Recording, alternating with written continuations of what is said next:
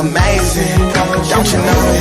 Handsome, pretty, fantastic, astonishing, awesome, amazing, don't you know it? Handsome, pretty, fantastic, astonishing, awesome, amazing, don't you know it? Handsome, pretty, fantastic, astonishing, awesome, amazing. It's the confidence for me, the ambience for me, the nerve that I have to walk around here looking like a compliment for me. I go by Big Daddy, I go by Fine as Hell, I go by Choosy Lover, the fine dime picker, new groupie getter, the hoochie hugger. Call me sexy, call me your wildest dreams, call me handsome, darling. My features properly conduct themselves. I look like manners, darling. I'm beautiful, my skin tone is rich and pretty. I'm guapo, I look like well done, I look like good job, I look like bravo. This perfection in the flesh, and it's the epitome of God's image. I use my face as an active resume and get jobs with it. I look like ooh-wee, I look like fuck it up, I look like you better. I look like somebody chose you beside me and said I like you better. Oh, I'm cute, Jesus, I'm sexy, my God, I'm vibrant. I'm a cross between attractive and elegant. I'm a hybrid, girl, I'm such a stud. A dream come true and what they can't wait to see. I look like when you get your check, you should bring it straight to me. I'm easy on the eyes, I'm a sight that they sit and pray to see. I'm resources, I'm goods and services, they should pay for me. I look like there it is, I look like no you didn't, yes he did. I look enticing, I look superb, look like I bet he is. Appealing is my middle name and gorgeous is my first, so let me cordially report that I'm adorable. Insert another synonym, I look delightful, scratch that, I'm 10 of them. I smell like warm vanilla, cocoa butter, shea, and cinnamon. I look dazzling, I look delectable, I look delicate, I'm pulchritudinous, I'm angelic, I look like etiquette. Call me radiant, call me ravishing, call me statuesque, say I'm splendid, call me divine, say I'm a snack at best. I look fantastic if you a pill popper, I look like Xanaxes, and if you got heartburn, I look like antacid. Baby, I look like sexual healing, I look like a massage. This drive, I got open doors for me, I look like a garage. I look like holy cow, look like G Willikers, yeah, I hold the crown. If you told your girl I didn't, she pump her brakes and say, hold it now. I look like, ooh yeah, right there. I look like hell yeah, I look like I ain't missing no meals. Look like I'm well fed, look like my shit don't stink. I look righteous, look like the right answer. Look like a lot of white blood cells, I look like I fight cancer. I look like your doggone father, I fill my cup and let it run over just to look like I walk on water. Baby, I'm beautiful, handsome, pretty, fantastic, astonishing, awesome, amazing, don't you know? Handsome, pretty, fantastic, astonishing, awesome, amazing. Baby, I'm beautiful, handsome, pretty, fantastic, astonishing, awesome, amazing, don't you know? Handsome, pretty, fantastic, astonishing, awesome, amazing, don't you know? Don't you know? Don't you know it?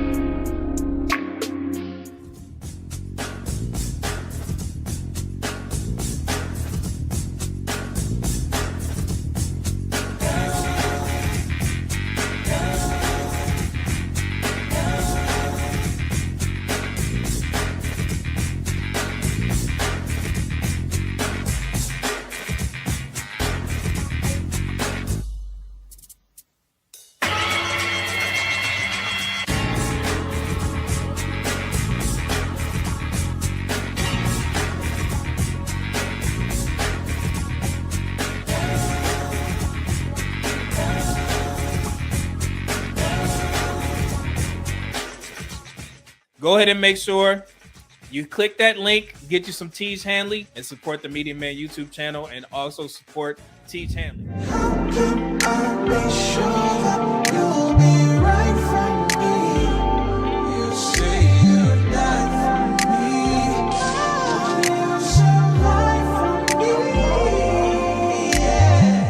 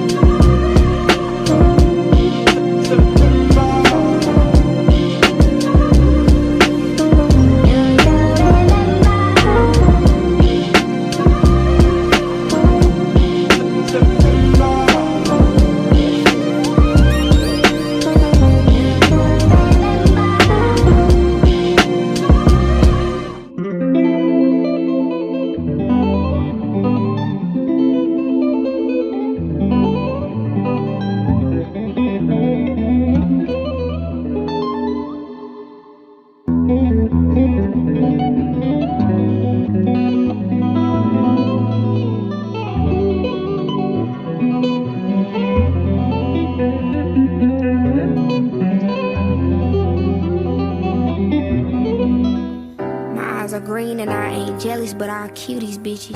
A money fiend that touch my hands and make my panties glisten.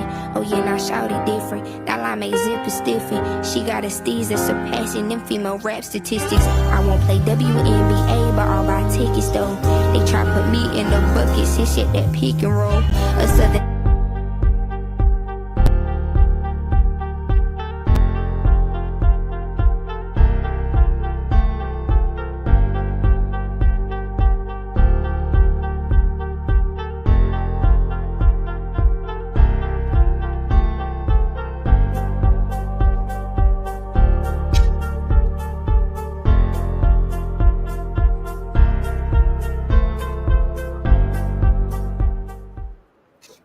What's going on? Welcome back to another Media Man Live. I'm excited to be here, man. We have a special show today. I know it's been a while. I was busy last week. Work called, duty called, so I'm back at it, man. And I promise you guys this.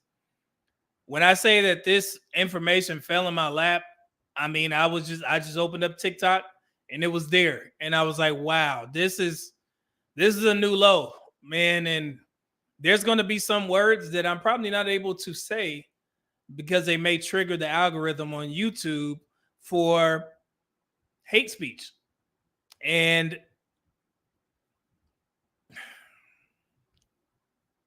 yeah, it's bad.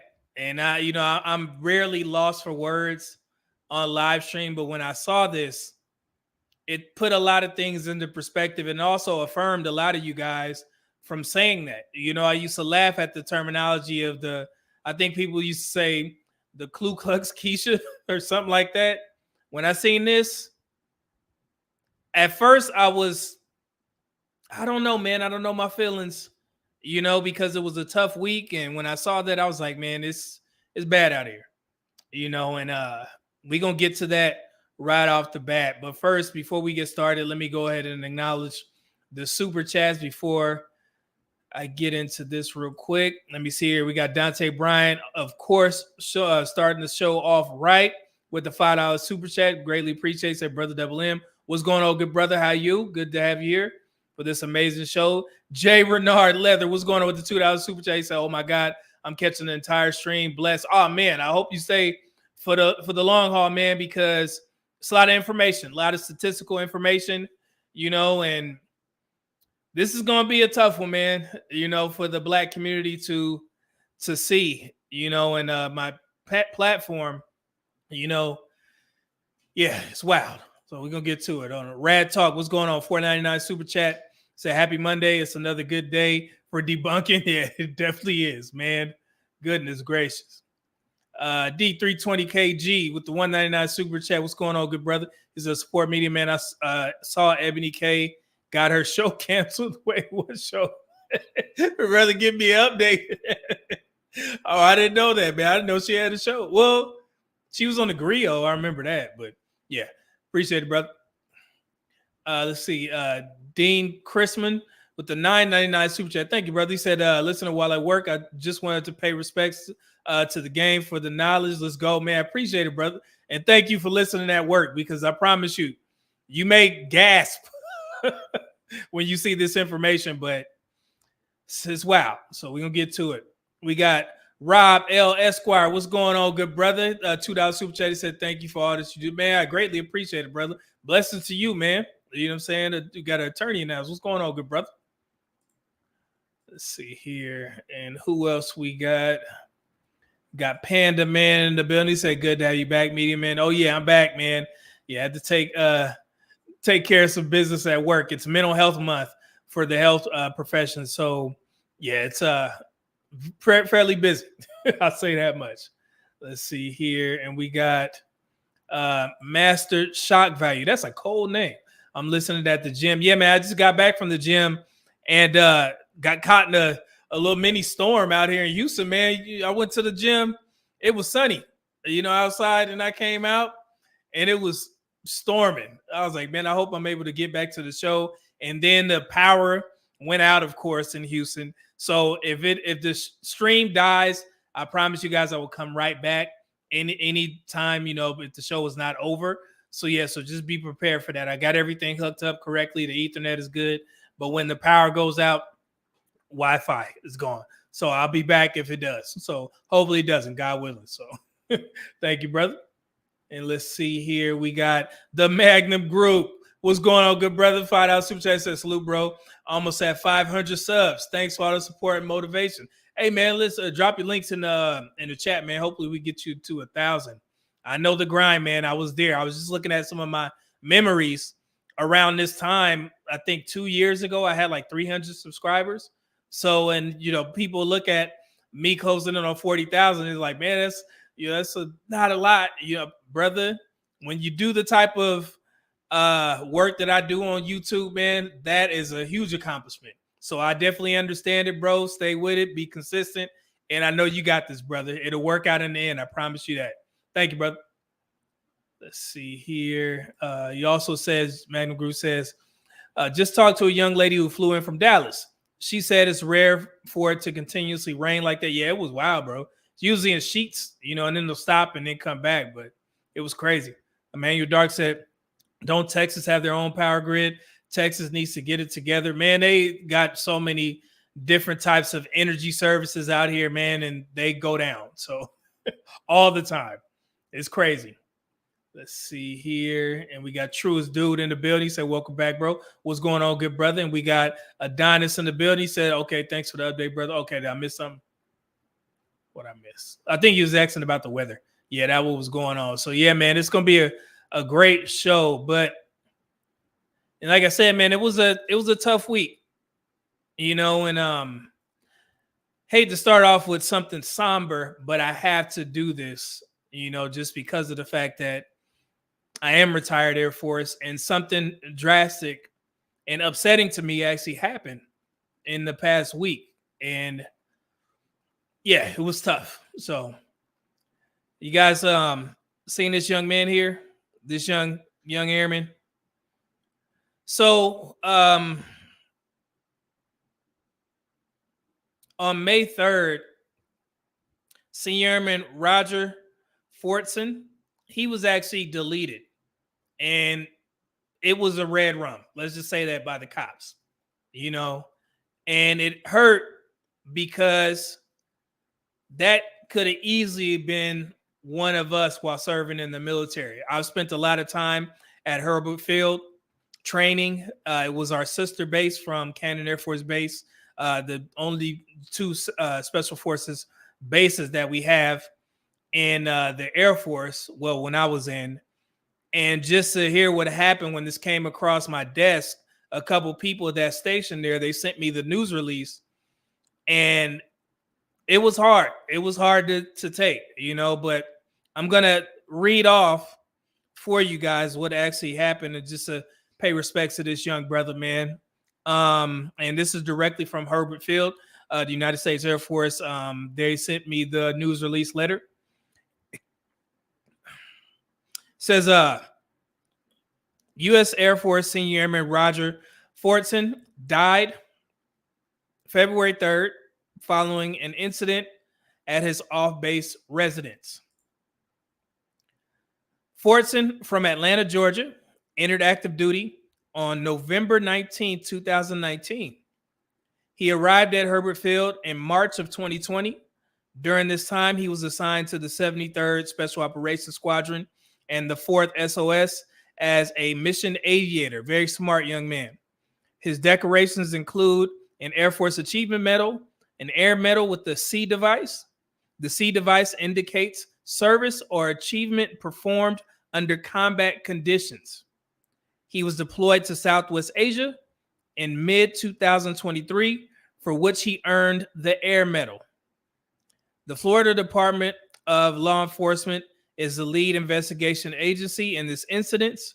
Questions relating to the investigation should be directed to the Florida Department of Law Enforcement. The 1st Special Operations Wing remains focused on supporting Senior Airman Fortson's family, providing necessary resources to the squadron and those impacted by this incident, and maintaining professionalism and respect at Herbert Field. For those impacted by this incident and in need of support, please reach out to your nearest available helping agency.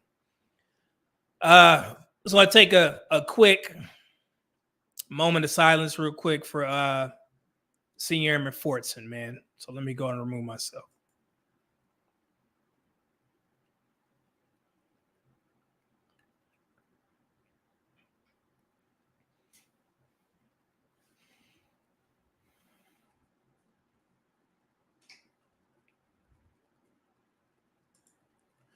All right. Thank y'all, man. And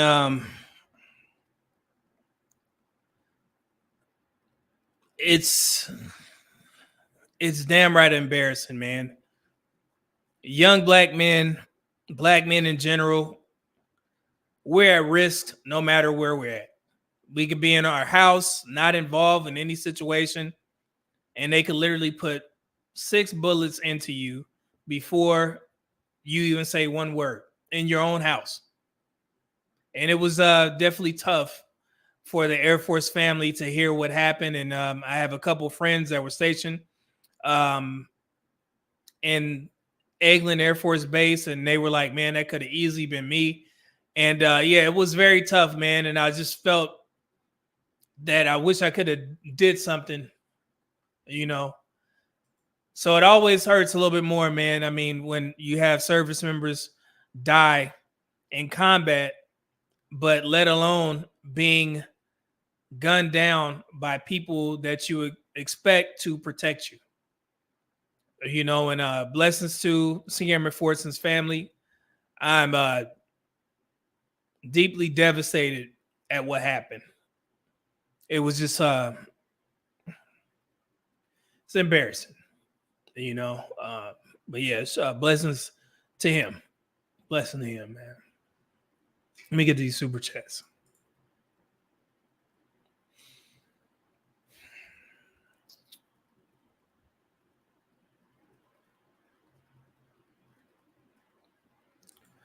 All right. The Magnum Group says, with the $10 super chat, said, I've experienced the police drawing down on me in my front door, and I've had other situations very close to me here in my city. Yes, it's a shame, man. That's why, these spaces are important, man. We got to understand how to move and just be aware, because it seems like everybody is out to, get the heterosexual black man. And especially if you're aware black man. So that's why I enjoy what I do, so we can discuss these things to help us, out there in this dirty ass world, man. It's embarrassing. Shaka Zula with the super sticker, $10. Thank you, good brother. Good to have you here. Nobody's fool ever again with the $20 bomb on your boy. Appreciate it, good brother. Cold profile picture. He said, welcome back, media man. You know, the Navy vet had to come pay his dues. Appreciate it, brother. He said, watch the platform daily, and I'm never disappointed. Keep beating them upside the heads with the facts. Hopefully the ladies enjoying those bears. That bear conversation is just out of hand, brother. Man, thank you, brother. Appreciate it. That's crazy. Shaka Zulu said, real talk, as a Marine, I have thoughts that is very unconventional. As a member of a tier 1 unit, I do my endeavor best to temper my anger. It's tough, man. You know, with things like this happen, like I said, for service members, it's a close-knit community, man. You know, it don't matter if you're a veteran or you're still serving. It's tough when you hear something happen. It's been multiple times where I've, you know, checked my military pages and checked in with a couple of my friends who are still serving. And there's been some training accidents. You know, some of our young soldiers, they got deleted in a bombing. And it's just, it's tough. I ain't gonna lie to y'all. Let's see here. Centennial the Great. What's going on, brother? He said, would help if big Air Force speak up versus just the community or wing level, rather CSAF or USECAF, but the optics likely will prevent it. Sad across the board. Well, just to give you a little bit background on what's going on. They are in works, but as you know, being in the service, we are relegated to our own rules. So they are working behind the scenes, and things are in motion, basically from what I've been told. So,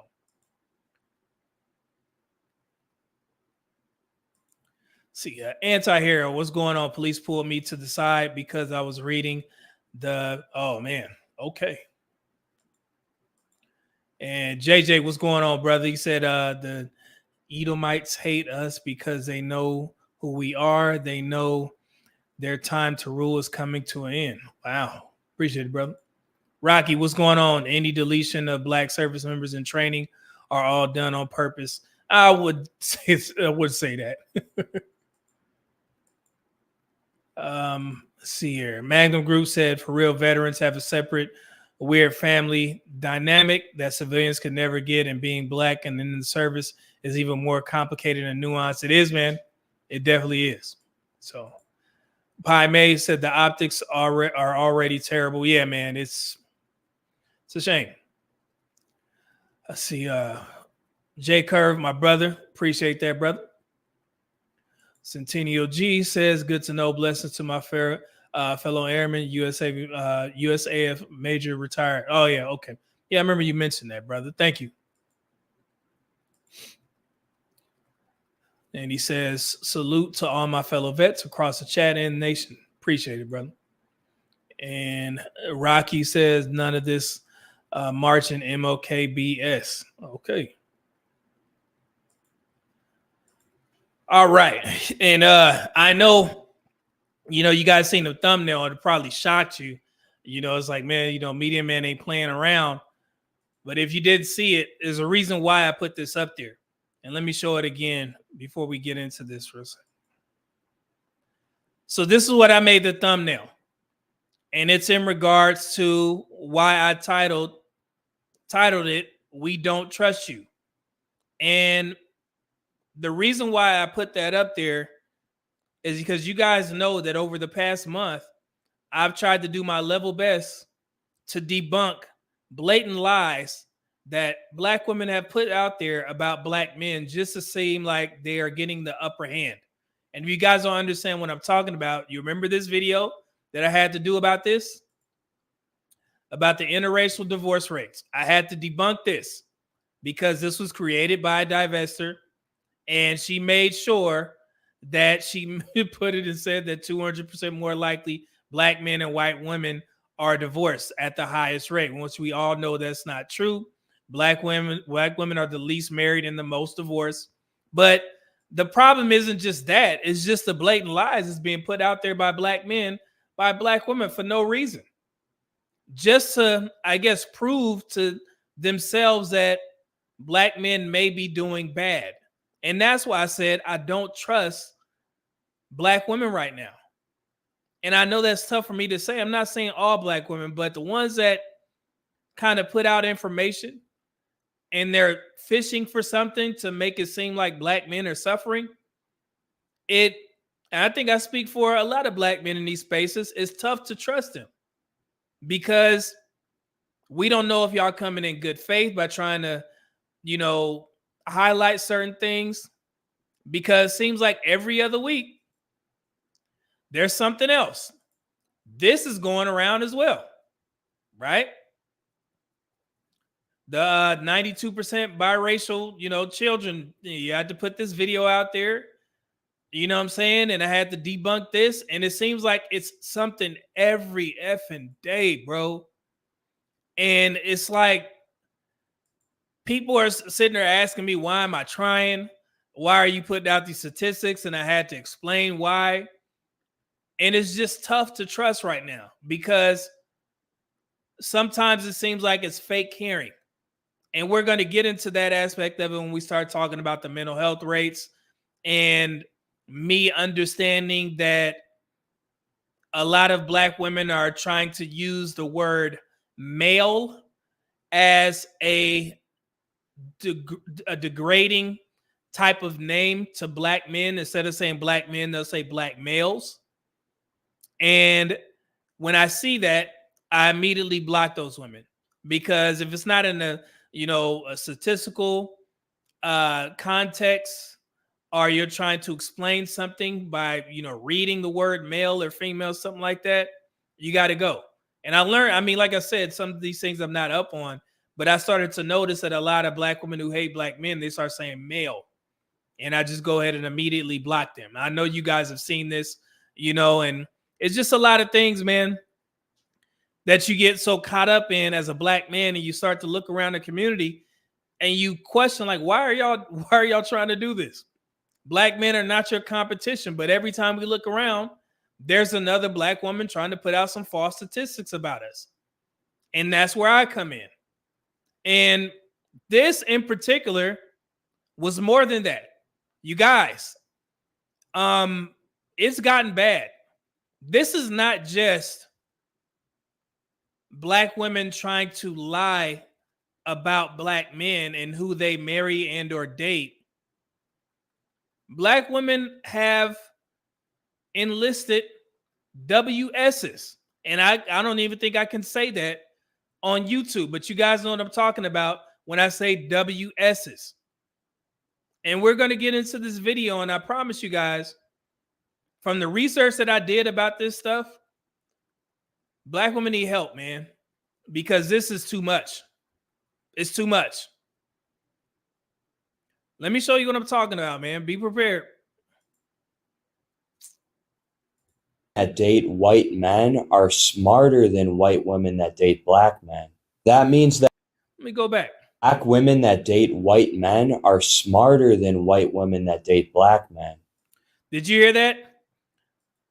Black women who date white men are smarter than white women who date black men. And as you guys can see here, there's a young black woman to the left of that reacting to it with joy because she's taking this as a win. And if you guys don't know who that guy is, I'm going to give you a background in a second. Hold on. That means that both the man and woman are smarter in a white man, black woman relationship. Is that why the children of these different pairings turn out so differently? Black women that date white men are smarter than white women that date black men. That means that both the man and woman are smarter in a white man, black woman relationship. Is that why the children of these different pairings turn out so differently? Let's stop right there, but I want to go back and screenshot that. So you guys heard that. There's no way to justify or quantify that. And that rhetoric is, it's straight out of the WS playbook, if you guys don't know.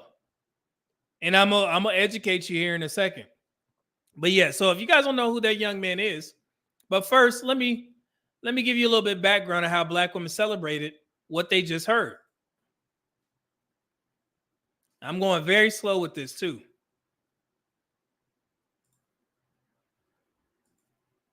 This is how they celebrated. This woman said, going to buy my hard wig. I had to get an explanation on that. So apparently black women feel that if they get a bad wig, they can bag a white man. So that's why she said that. This woman said, he said it, I know, but you were thinking it. And black women don't even understand that they're spewing and celebrating WS talking points by saying this, because there's no way to quantify this. This woman says, so are you telling me to go get a snowman? Say less. This woman said, yes, that's exactly why, for the most part, Pookie Becky pairings at produce Jalen's who can ball. Black woman, white men produce academic college grads who go on to professional licenses. This is what black women are saying. This woman says, obviously, but he said it out loud. They agree with him. This dude, and then somebody actually tried to explain, this dude is a white racist, and his account is full of anti-blackness. I guess it's okay when he mentions us dating white men, he gets praised. Trying to explain to him, but they wouldn't listen. This woman said, I noticed that white men are increasing their volume on this topic lately. Yeah, it's a WS talking point, and they like it. Another person tried to explain he's a racist. In the past, he said, black people aren't qualified to be doctors. We're going to get to it. And this other person said he's a racist. Here's another one. He's a racist. Then said, wow, they trying to send our women back to the slave plantation. Y'all can't even see it. It's sickening. And look, y'all, is this familiar? And the divorce rate is the lowest among black women and white men. Look, and the author said, true. And this woman said, as a black woman, I only date other black women. Problem solved. Okay. This is the white man that they're championing. So I did some research on this guy, and you can see from his page, I mean, it's clear as day. The dude is a racist. You know what I'm saying? He's a WS. So that's just the start of it, guys. Just to give you an introduction on where that video started and understanding how black women view anyone who says something disparaging about black men. And they don't even do their research. I don't think they care. They don't care who it comes from. And obviously, like I said, guys, we all understand how eugenics work. We've heard, the talking points, y'all have heard this stuff, and I'm trying to be careful with my words because I'm not sure if I'm able to say a lot of these things, but you guys have understood this. There's no way you could sit there and justify a group pairing being more or less smarter. And he didn't use any statistics. All he did was have a picture. And I'm going to show you that picture in a second. But first, I want to finish the videos and give you a little background of the guy that black women are championing. Let me show you something real quick. Out so differently.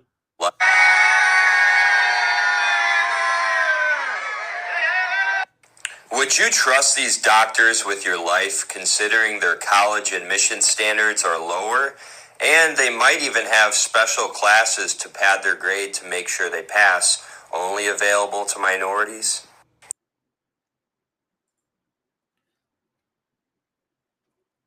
And that's who black women are championing, because he said that black women and white men pairings are smarter. And you've seen black women and black men as those future doctors.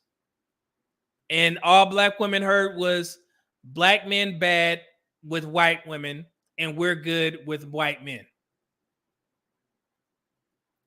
Let's continue. Now, that's not to say that You saw a room full of black doctors and your first thought was to question their merit. No facts, just racism and vibes.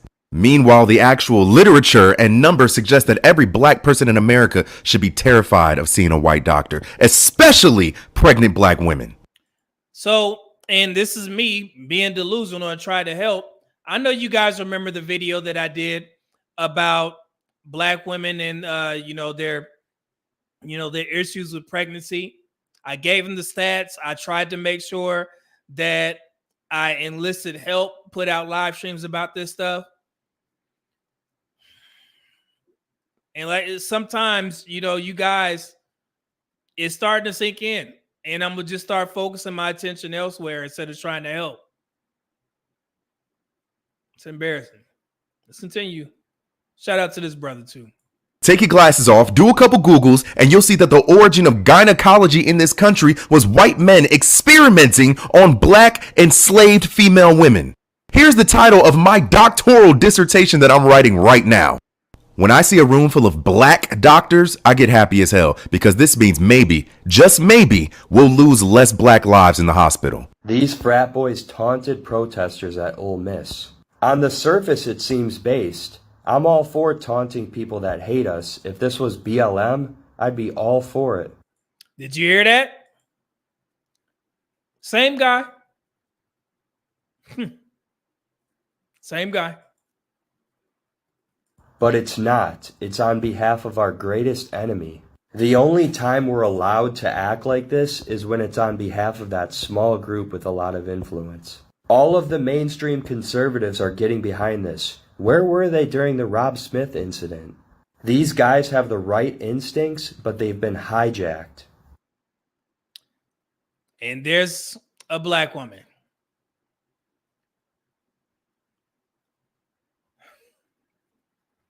And it's sad that black women don't even understand that these claims that this guy is putting out there, this is straight out of a WS manifesto.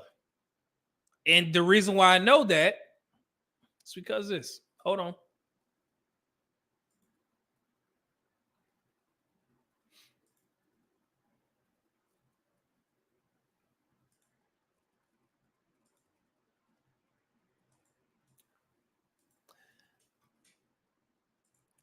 Same guy on Twitter. Went to his Twitter page. He got all kinds of foolery on there.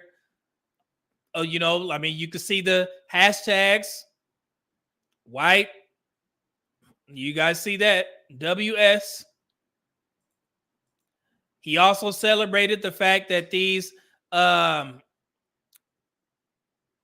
white students got off and were awarded $1 million by a jury because they were falsely accused of wearing blackface and kicked out of school. He celebrated that. He celebrated the fact that this black woman was being taunted by those frat boys at Ole Miss. So, before we get here, that's a little bit background on who they're, celebrating, right?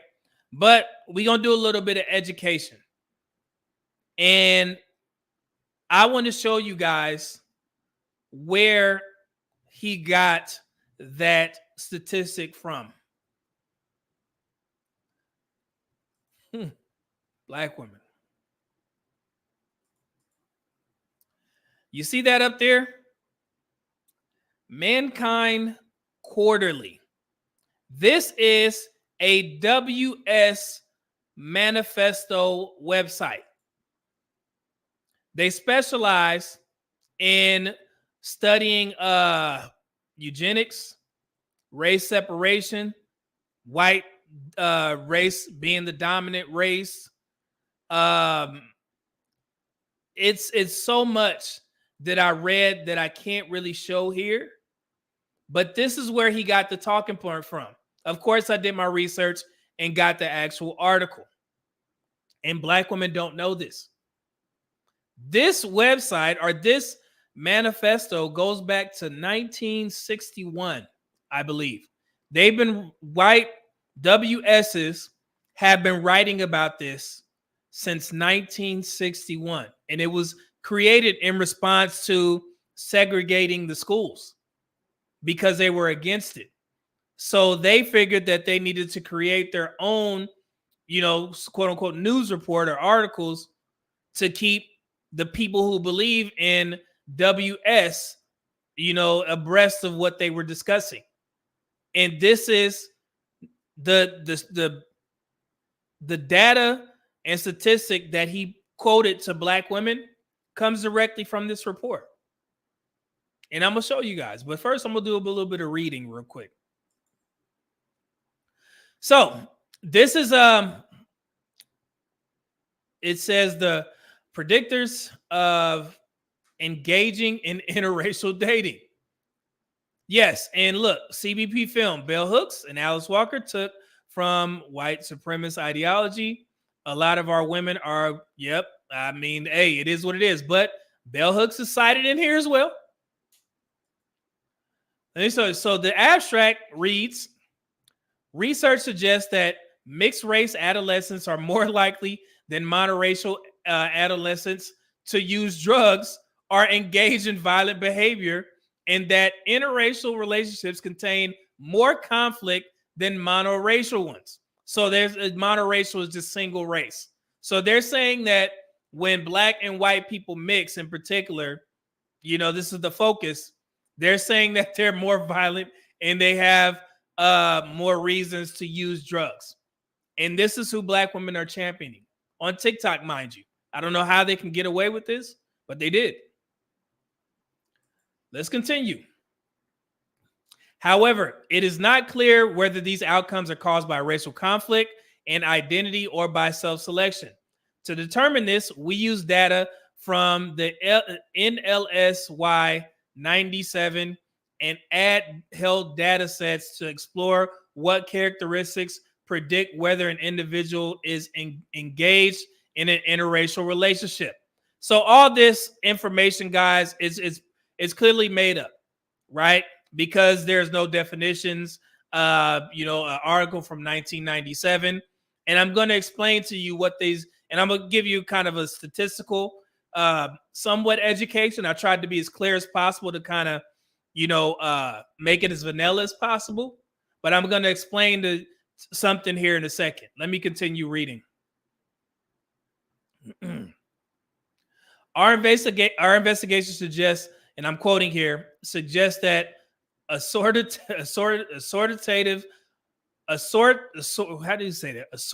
mating occurs between races where individuals who date individuals of other races tend to be more similar to them. The standardized difference in intelligence between those interracially mated and those who didn't vary by race. And this is some stuff that they put in. It's just, this is not peer reviewed by anyone outside of their manifesto. Also, there is a difference in height between Hispanics who interracially dated and those who didn't. Interracial daters tend to engage in a broader range of risk-taking behaviors, regardless of race. So basically what they're saying, if you interracially date, you take more risk-taking behaviors.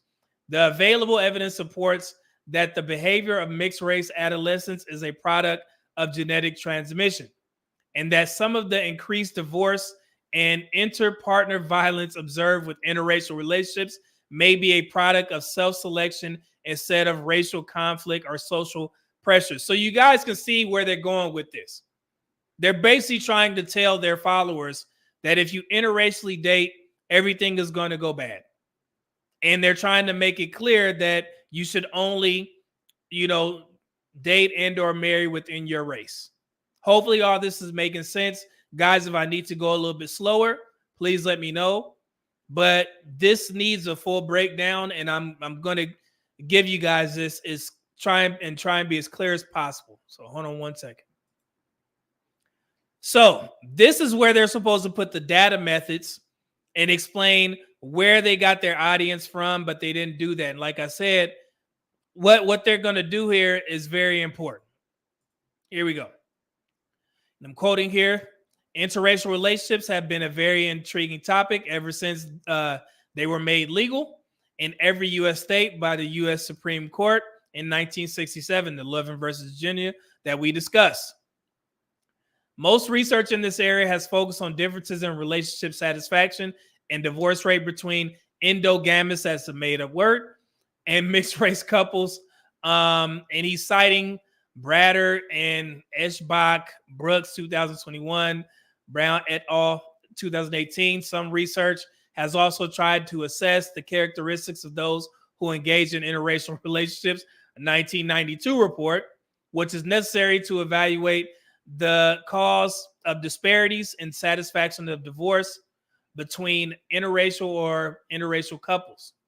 So you see right here where it says a recent meta-analysis of 28 studies consisting of 16,987 individuals engaged in interracial relationships and 2,392 individuals in interracial relationships suggests little difference in satisfaction.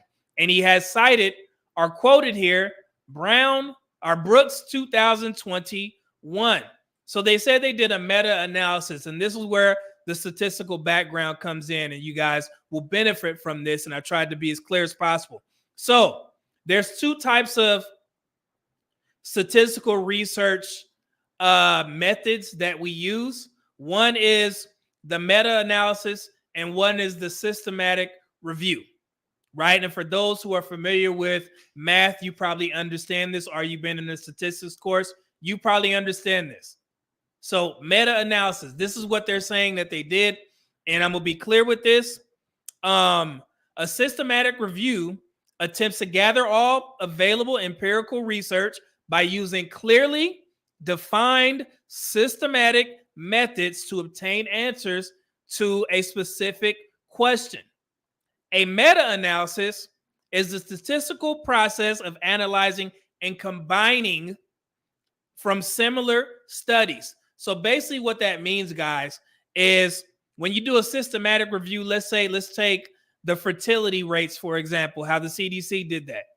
They didn't use a meta-analysis where they got numbers from this website, numbers from this website on how many children that men have fathered, how many children women have birthed. They use one report, and they put that together and titled it the Fertility Report for the CDC in 2023.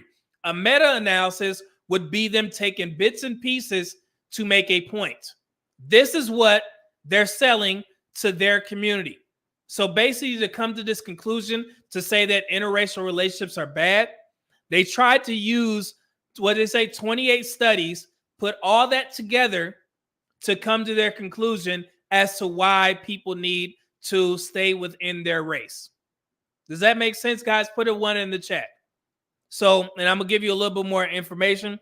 A meta-analysis is a quantitative, formal epidemiological study designed to use to systematically assess previous research studies to derive conclusions about that body of research. So that is a formal definition, but I just gave you guys kind of a layman's term on what it actually is, right? It's kind of simple because you can literally put whatever you want into a meta-analysis and try and come to the conclusion, but it's rarely accepted if it's not accompanied with a systematic analysis of what you're trying to, the question that you're trying to answer.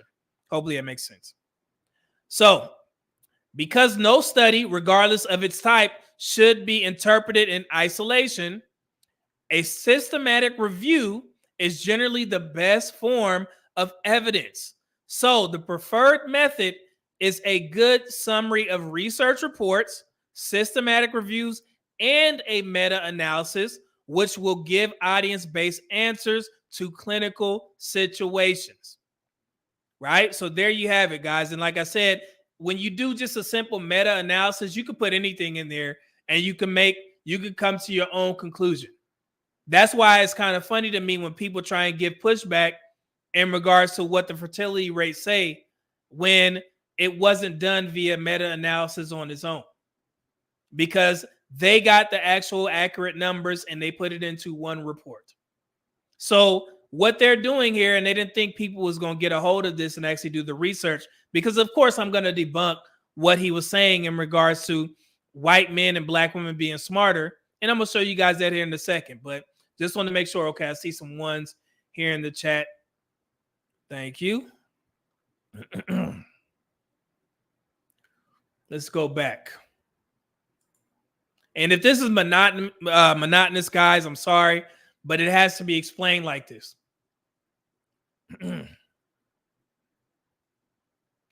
Let me see here. Let me get past this. So this is the, I found the research report on ResearchGate. So this is what they put in their abstract that I just read off to you guys. Research suggests mixed-race adolescents are more likely than monoracial adolescents to use drugs or engage in violent behavior. So got that one down. So remember I said that they cited Brooks 2021. So basically what these white people did is they cited a research paper that was actually created by a black man, James Brooks. And he wrote Differences in Satisfaction, a meta-analytic review of interracial and intraracial relationships. This is the report that they cited, but they misquoted and they made sure that they confused their readers by not putting the actual truth. Let me show you. This is what James Brooks of Indiana University, Bloomington wrote. This is the truth of his findings. Empirical investigations on whether there is a difference in relationship satisfaction for partners interracial and interracial compared to intraracial relationships offer contradictory conclusions. The current study reviewed investigations of differences in satisfaction using meta-analysis to determine whether and under what circumstances there is a difference in relationship satisfaction. Individual I always get this method. Environmental and methodological variations in study participants and designs were explored as potential moderators. Using estimates of effect size D, no overall difference in relationship satisfaction was found between interracial and intraracial relationships. I'll read that again.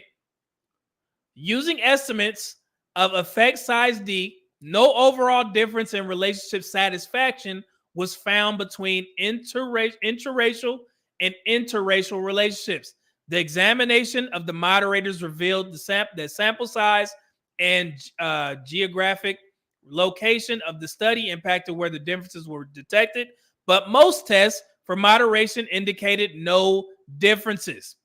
These conclusions suggest that the current literature on satisfaction in interracial relationships as less satisfied than intraracial relationships may be a reflection of publication bias and what statistically significant differences are published. And he is referring to Mankind Quarterly.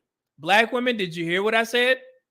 Listen, these conclusions suggest that the current literature on satisfaction in interracial relationships as less satisfied than intraracial relationships may be a reflection of publication bias in which statistically significant differences are published. I just want to make that clear.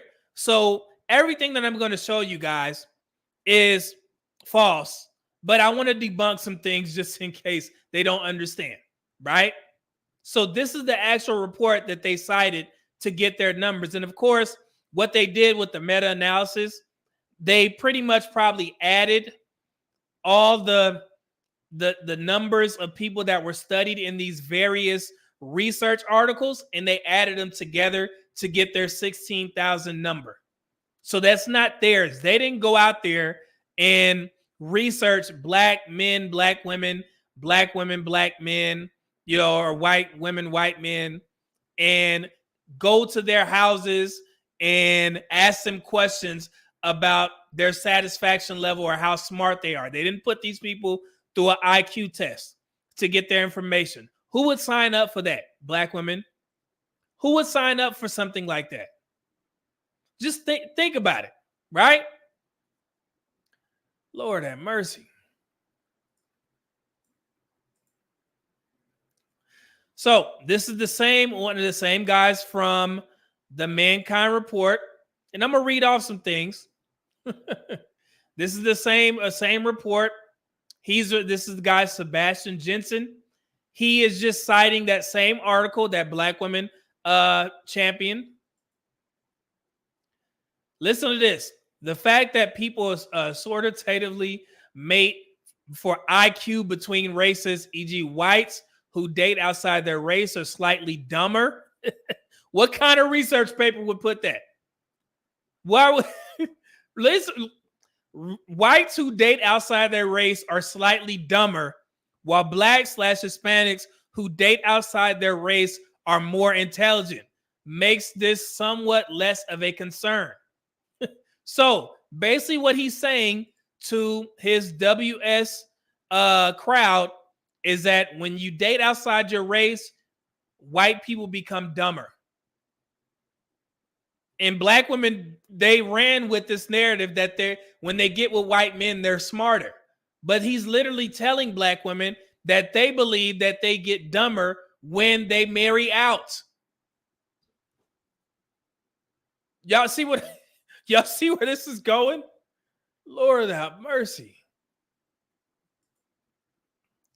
Now, this is from the actual report, and this is titled hold on, let me pull this up here. Average IQ by combination of race respondent, race, sex, and partner race. 95% confidence intervals are shown in brackets. And I'm going to show you guys something there in a second. I'm going to read a little bit of this. While most personality measurements were not predictive of the tendency to date interracially, it is likely that the low reliability of these measurements is affecting their power to detect a true association. Notably, variables that were combinations of several others, such as risk-taking and general factor of personality, were generally more predictive of interracial dating. There is some suggestive evidence that whites who date interracially tend to be more overweight, though this finding did not replicate in the ad held data. He said white people tend to be more overweight when they date out. Jesus. In addition, GFP positively predicted the likelihood of interracial dating in blacks and Hispanics. This could potentially be due to assortative mating, prosociality, which means that whites who date blacks/Hispanics tend to be less prosocial, while blacks/Hispanics who date whites are more pro-social. So pro-social behavior is defined as voluntary behavior intended to benefit another.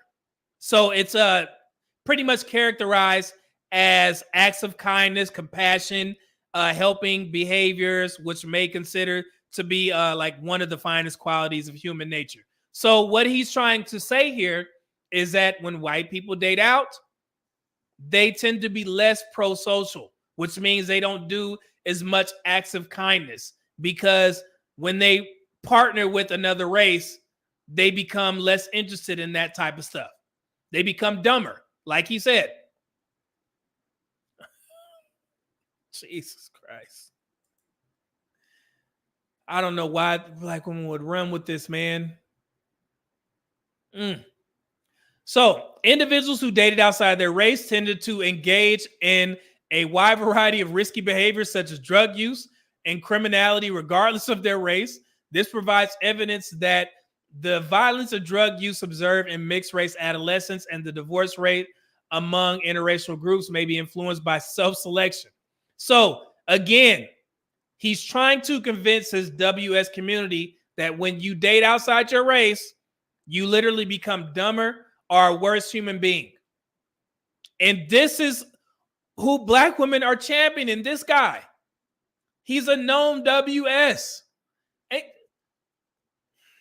we're not done. So let's go over the chart. This is what he was referring to. So I want you guys to tell me how you read this, because this is all over the place. This is what black women gravitated towards. So basically right here, if I'm reading it as a statistician, right? What this means to me, what he highlighted is white race, and I would assume this is a white male, but he didn't he didn't identify that. So you have to assume, and like I said, this is how you can tell that this paper was not thoroughly reviewed, thoroughly peer reviewed, because it's supposed to have this. Are you talking about homosexual, heterosexual? Nobody knows. He just put race. So you have to assume that he is talking. There is a white man either dating or marrying a black female. You guys see this? Black female. Is that how you guys read that? Let me know right here. Let me stop right there. I want to see if we're on the same place. So do you guys see that? It says white. We assume it's a male. And then black. It says race of partner, black. And then it says female, sex, right? So that would mean that there is a white man with a black woman. Is that fair? Put a 1 in the chat if that makes sense. If it doesn't, you guys let me know, because it's hard to read. But he's saying this, and I don't think black women even look back to see. Okay, cool. Okay, I see. Yes. Yep. That's how you got. Okay, 2. What do you think it is? You said it's the opposite. Okay, so you're saying that it means. Explain it. Because I want to be clear before I read this off. Wait, I thought. Okay, let me see here. You said it's the opposite. So you're saying this is a white female with a black partner right there? Let me see.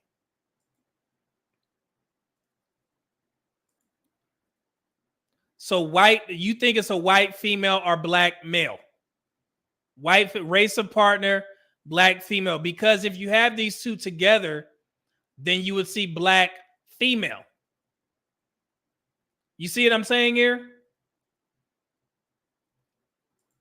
And like I said, I can't even read this. I have to assume, just to be clear, because they highlighted 2 things. So let's go with the first one. So let's say it's a white male with a black female for the first one. So it says the average IQ of this pairing is 93.1. And you guys know you did an IQ test, the higher the better. You guys see that? Just want to be clear. We don't need an education on that, but y'all understand. The higher the IQ, the better. Okay. So see, Mr. White says, so the first column is male and the second is female. That's how I read it. Everybody else, but we'll go with that first. So if you go down here, this is the column that they highlighted. So this, you would assume, at the bottom right there would be a black male with a white female. Does that make sense? You guys see that? But if that's the case, 94.9 combined IQ, average IQ for the black man and the white female is actually higher than the white male and black female. You guys see that? Let's see here. Sex, race, and race of partner. I'm trying to understand it, man. I showed this to some of my colleagues just to be clear, but the way it's columned and the way this is written, it doesn't read like it's mixed. You see what I'm saying? So it's poorly worded, it's poorly written, so on and so forth. So yeah, so this would be what he highlighted, the way that I'm interpreting it, and damn near everybody else. If you look at it, it says black male, I would assume, and white female, because if you look here, white female, black male. You guys see that? So this is what they were actually supposed to highlight, but they didn't do that for a particular reason. Look, you said it should. Look again, but you're saying should. 1, 3, 2. But it's not written like that. That's why I'm saying it. That's why I'm pointing this out to you guys, to make sure that we're clear about this. So look, they were supposed to highlight white, black, male, 96.6%. You see that? Combined average IQ. But that would have went against the white man, black, female, 93.1. So no matter which way you spend it, even if you look at, let's say this is a black female and white male, he's saying the average IQ is 88.9%, or 88.9 average IQ when a black woman and a white male are together. So either way you look at it, it seems like they did such a piss poor job of trying to put this information together. They forgot to clarify what pairing is actually, highlighted with the race. So this is bad, because if you look here, white, so if you have white woman, white male, they're saying it's the high, a higher average IQ. And like I said, this is propaganda again. Nobody does research like this. And then if you go at the top, it says white male, white female is the second highest outside of white uncertain male. You guys see that? So it would have to be the way that the most people interpret it. Like I said, I'm trying to clarify, because Magnum Group seems like the only one that sees it different. So I just wanted to be clear on this. And I actually highlighted, let me show you guys. This was fascinating to me, because we were like, what was he trying to do? So, hold on. So this is actually, I went to the actual source and got the report. You guys see that? So if you have what they highlighted, it says white/black female. So Magnum Group, you're saying that it means white, like start here, then jump over to female. So white female, and then race of partner would be black male. That's what I'm saying, man. It's it's the craziest thing, yo. So yeah, and then if you look here, like I said, the way that I read it is white female, black male, 96.6 average IQ. Okay, you said correct. Okay. But yeah, but like I said, man, if they would have organized it in that manner instead of us having to interpret it, then I would agree with you. But they didn't. So we're going to go off of what we see. And there was no written justification for any of these statistics. So you see here, black male, white female, 94.9. And then you have black female, white male, 88.9. So either way, the way that you look at what they cited is basically stating that white women and black men tend to have higher IQs. And this is what he highlighted, but I don't think the black woman who shared this actually looked back there and said, hold on a minute. If I'm reading this correctly, it seems like the higher average IQ would be, white women and black men. And again, let me be clear. None of this stuff is true. I'm just somewhat making fun of how they put this study together. Does that make sense, guys? None of this stuff is true. They just made it up to justify to their people why they shouldn't marry or date outside of their race. But black women didn't catch on to it because they were so caught up in the fact that they thought that when they get with white men, they are smarter together. Does that make sense? So it's fascinating, man, the links that they will go to. Jesus. So, and I know you guys, like I said, we don't really use Wikipedia, but it's very tough to get information on here. And of course, I got some more information on this Mankind Quarterly, which is where that research article was cited. So let me read a little bit from how Wikipedia describes Mankind Quarterly, the place that black women on TikTok were championing.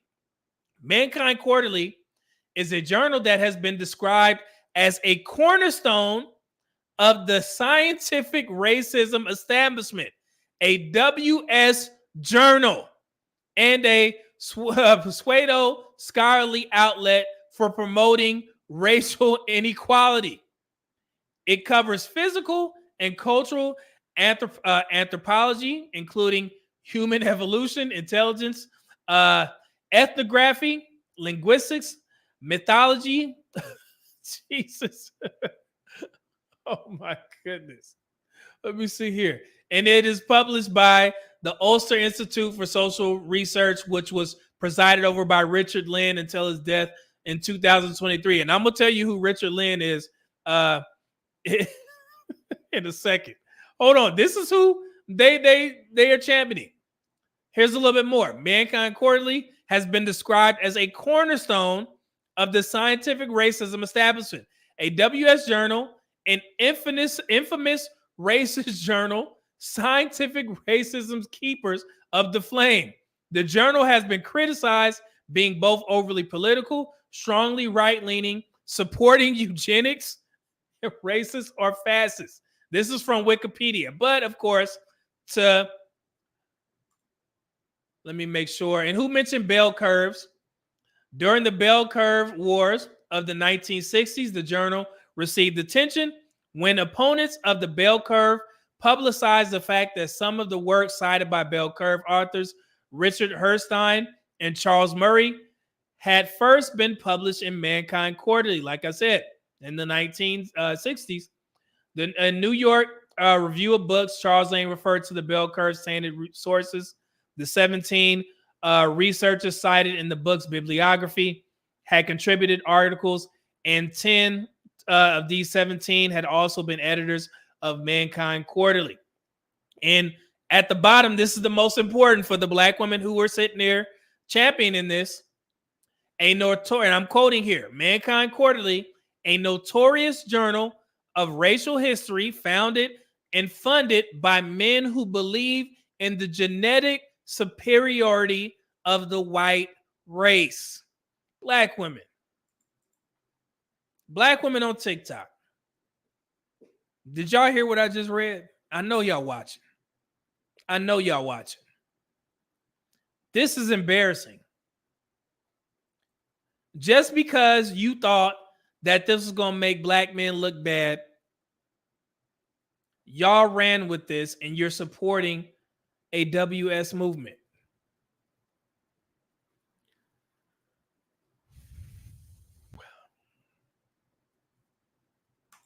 And of course, you know, when you click on that Mankind Quarterly, you can't get into it. The connection is not private, so I had to find ways to find information about it. But look, this is another resource that wrote about Mankind Quarterly, and it basically said the same things about it, right? And I want to go to, let's see here. Where is it? It was a part here.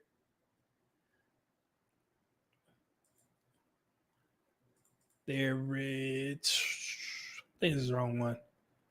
No, it's the same thing of what I wrote or what I read in Wikipedia.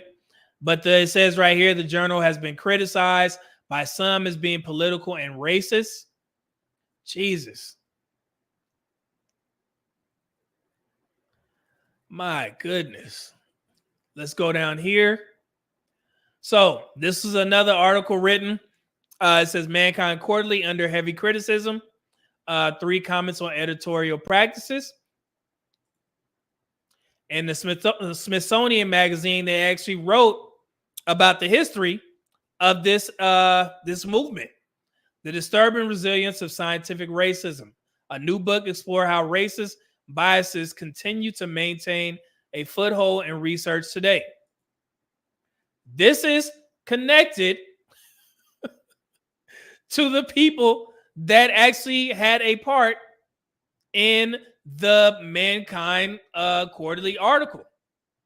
Superior, the return of race science. And you see, right? I mean, you could tell what they're about. Y'all see that? After the horrors of you guys see that in World War II, the mainstream scientific world turned its back on eugenics and the study of racial difference. But a worldwide network of unrepentant eugenicists quietly founded journals and funded research providing the kind of shoddy studies that were ultimately cited in Richard Herstein's, did not just mention his name, and Charles Murray, 1994, titled The Bell Curve, which purported to show differences in intelligence among race. So if you're familiar with the Bell Curve, they were basically trying to say that white people were inherently smarter and black people were dumber, or all the races were dumber. I mean, Jesus Christ.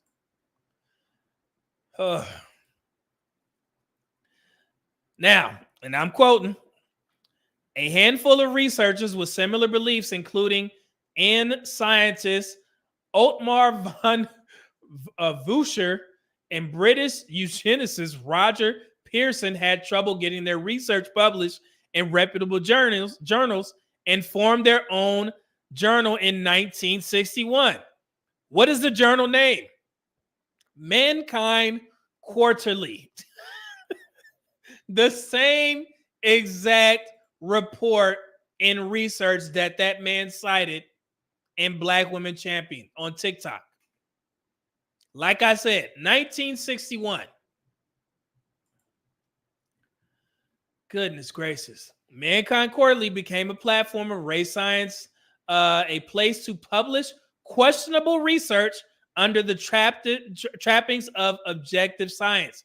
Intelligence, a more respected psychology journal that's published by the major publishing company Elsevier, also occasionally included papers within this pseudo findings about intelligence differences between races. Until recently, that journal had 2 eugenics reporters, Gerhard Heisenberg and Richard Lynn. Richard Lynn, remember that name, on his editorial board. See, look, while Mankind Quarterly has managed to hang on into the 21st century, hardcore scientific racists are mostly old white men, and they're not being reproduced in academia. And this is Panofsky says.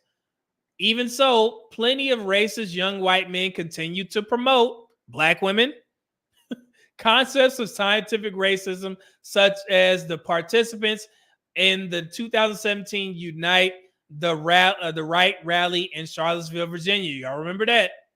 An event that the scientific journal Nature felt the need to condemn. So they were supporting that in Mankind Quarterly. Jesus. Here's a little bit more information. Let me go down to... So here, David did a study. Look at this. Sani cites an example of a 2017 study. This was published in Mankind Quarterly with statistical errors claiming that race and biology indicate that the airways of asthmatic Black Americans become more inflamed than those of asthmatic white Americans. Black Americans do suffer more from asthma than whites do, but they're also affected more by environmental hazards. This is scientifically found. Biology and any basic medical course, you can find this information, like air pollution from highways and factories, as well as disparities in access to high quality health care. These many forms of inequality and structural racism, which sociologists have documented for decades, were swept under the rug in favor of a race variable that led to findings that could be easily misinterpreted.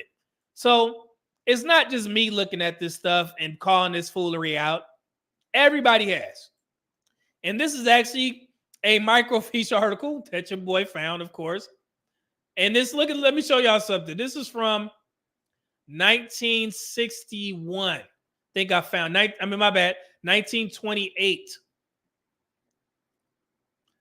The Racism in the Mankind Quarterly. In the Mankind Quarterly, there appeared some time back in an article by Henry E. Garrett entitled Kleinsberg Chapter on Racist Psychology. It constitutes an unwarranted criticism of Kleinsberg's pamphlet, Racist Psychology. And they were just saying that basically Garrett departs from the main theme to make various assertions about the biological, mental, and moral inferiority of Negroes and about the obvious degeneration of mixed breed groups. So this is what they decided to make their publication off of. And this is, for some odd reason, what Black women wanted to support.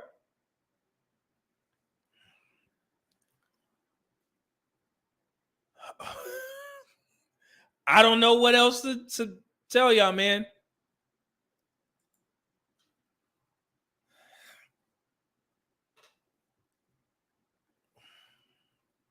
How y'all feel about that?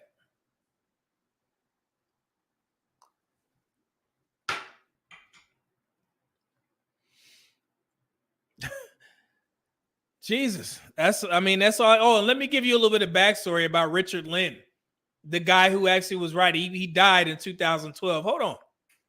Richard Lynn is one of the most unapologetic and raw scientific racists operating today, arguing, among other things, that nations with high average IQs must subjugate or eliminate lower IQ groups, which would include everybody else other than white Europeans, which he associates with particular racial groups in order to preserve their dominance. Does this sound familiar? For 50 years, Richard Lynn has been at the forefront of scientific racism. An unapologetic eugenicist, Lynn uses his authority as professor. He was a professor of psychology at the University of Ulster to argue for the genetic inferiority of non-white people, Black women. This is who y'all support? And then it says, Ulster University has withdrawn the title from Professor Richard Lynn and notified the individual accordingly. Professor Richard Lynn does not work for Ulster University, nor does he contribute to our research and teaching. The title of professor is often bestowed on retired academics who have been eminent at a particular university. So in February of that year, was that 2018, I believe, 2021 or something like that, the university student unit called on UU to end its association with the psychology professor. The union passed a motion alleging that Professor Lynn advocates views that are racist and sexist in nature. So that's, there you have it. All the information is there that this is a WS group that Black women are loving because that racist white man said that they look better than Black men.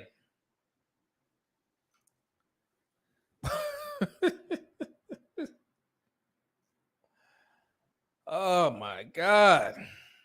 Lord have mercy.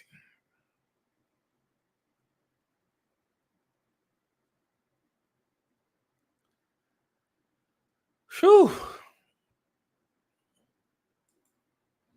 Hopefully I was able to follow, but you guys get the gist. Black women celebrated that and it was all false. Damn. And it was a lot of y'all that was saying, like, man, you know, and I said that in one of my, you know, the viral video that I put out, that it seems like a lot of black women and a lot of WS share the same ideas about black men. And y'all been saying that in the comments for a while now. Lord have mercy.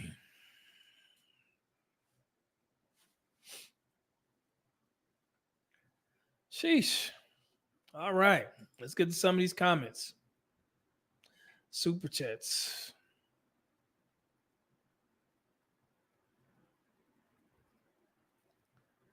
Let me see here. We got Savior Fair, $2 super chat, said Media Man High from Nairobi, Kenya. Man, I've been there. This is why I'm leaving, man. I love it. Man, guys, salute to you. He said, this is why I'm leaving. Thank you.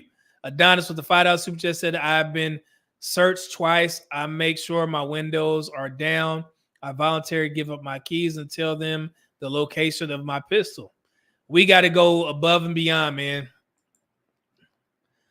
Adonis, another $5 super chat said, especially when they won't stop asking questions, I make sure I'm searched in front of their camera and that I don't move and I've been let go. And another one said, a $2 super chat, Adonis said, even with the veteran status on my license. Yeah, man. Woke Quill, member for 3 months. Appreciate it, brother. He said, Misandrous, Femcel's not going to like this one. Yeah, and it's a lot, man. And and I'm sure they won't do the research. They don't care, bro. But like I said, I kind of do this stuff for y'all so you can have the information for yourselves. Essential Entities, thank you, brother, for the $4.99 super chat. Thank you. That True Seeker with the $5 super chat said, according to female nature, they always go for the strongest men. So I believe they have resentment that we are seen as weak in this society. Maybe true. Woke with the $5 super chat said, but KS needed to be deplatformed and Homeland Security is watching MTR.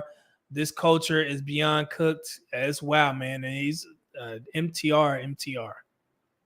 Oh, mediocre tutorials and reviews. You say he's being watched by Homeland Security. Why him? I mean, his brother seemed cool to me.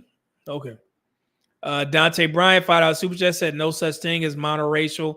What you are, what your father is. I mean, it is what it is, brother. Thank you, brother. Rand McKinley with the $5 super chat said, I wish I could say that I'm shocked or surprised, but I'm not. Black women will run with anything that a white man says that makes black men look horrible. Thank you, Media Man. And that's what it was. It's like, damn, man. Could y'all even look? Could you just look at his profile to see? He's actually shaming y'all as well. So, oh, man, we got Dr. Tiasan Johnson in the house. Appreciate it, brother, with the 99 super chat. He said, black feminists in the academy have been citing white supremacist research since the 1970s. Sweet Jesus. Apparently, it's now bled into social media. This culture of misandry is well embedded in our culture. And I agree 100%, Dr. Johnson.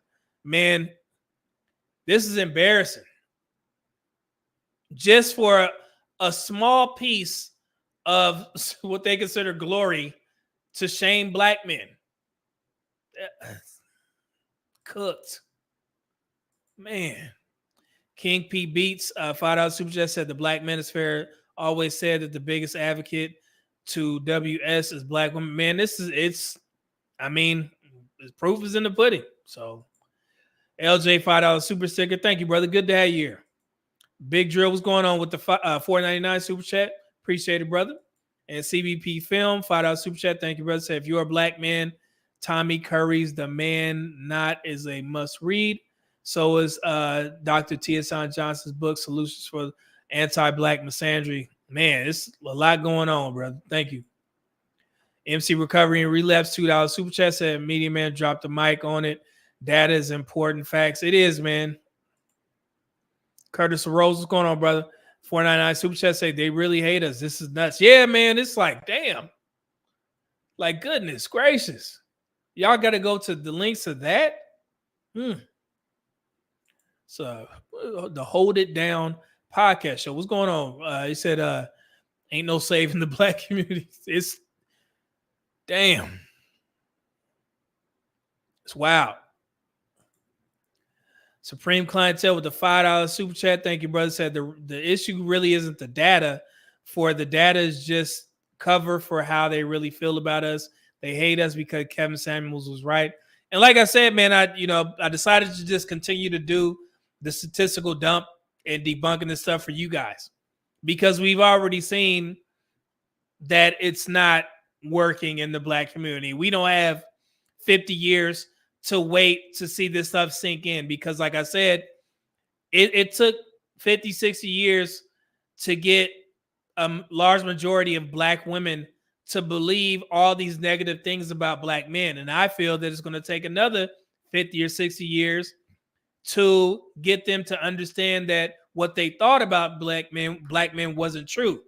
But that's only if they acknowledge the statistics. And from based off of what I see, they're not. So, I mean, we got to move forward in other ways, man. It is what it is. So, Big Drill $4.99 super chat. Thank you, brother. Man, y'all bless you, boy. Appreciate that. Sounds like something from Charles Darwin playbook, brother. It's a lot. I'm gonna just tell you that right now. And you are right.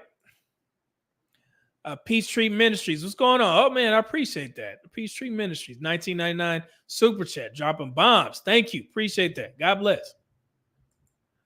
And the BS is real. $2 super chat said, abandon ship, the communitized doom. Man. See more people saying that, man. And it's hard to defend. I ain't gonna even lie. Man. CBP film, $2 super chat said, you starting to see what KS did.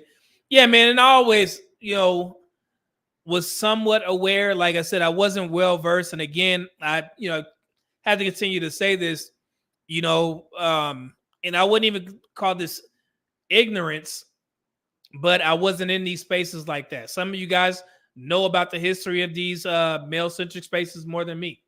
So I'm literally kind of learning on the fly in a lot of different areas. And I focus on the things that I want to focus on. And I just wanted to be clear that, man, you guys may know somebody who covered certain things and I don't know, and you see me covering it and you'll say, well, this person, my brother, I don't know. So it's not me necessarily not giving these people credit. It's the fact that I just, I wasn't in these spaces. So I'm learning, right?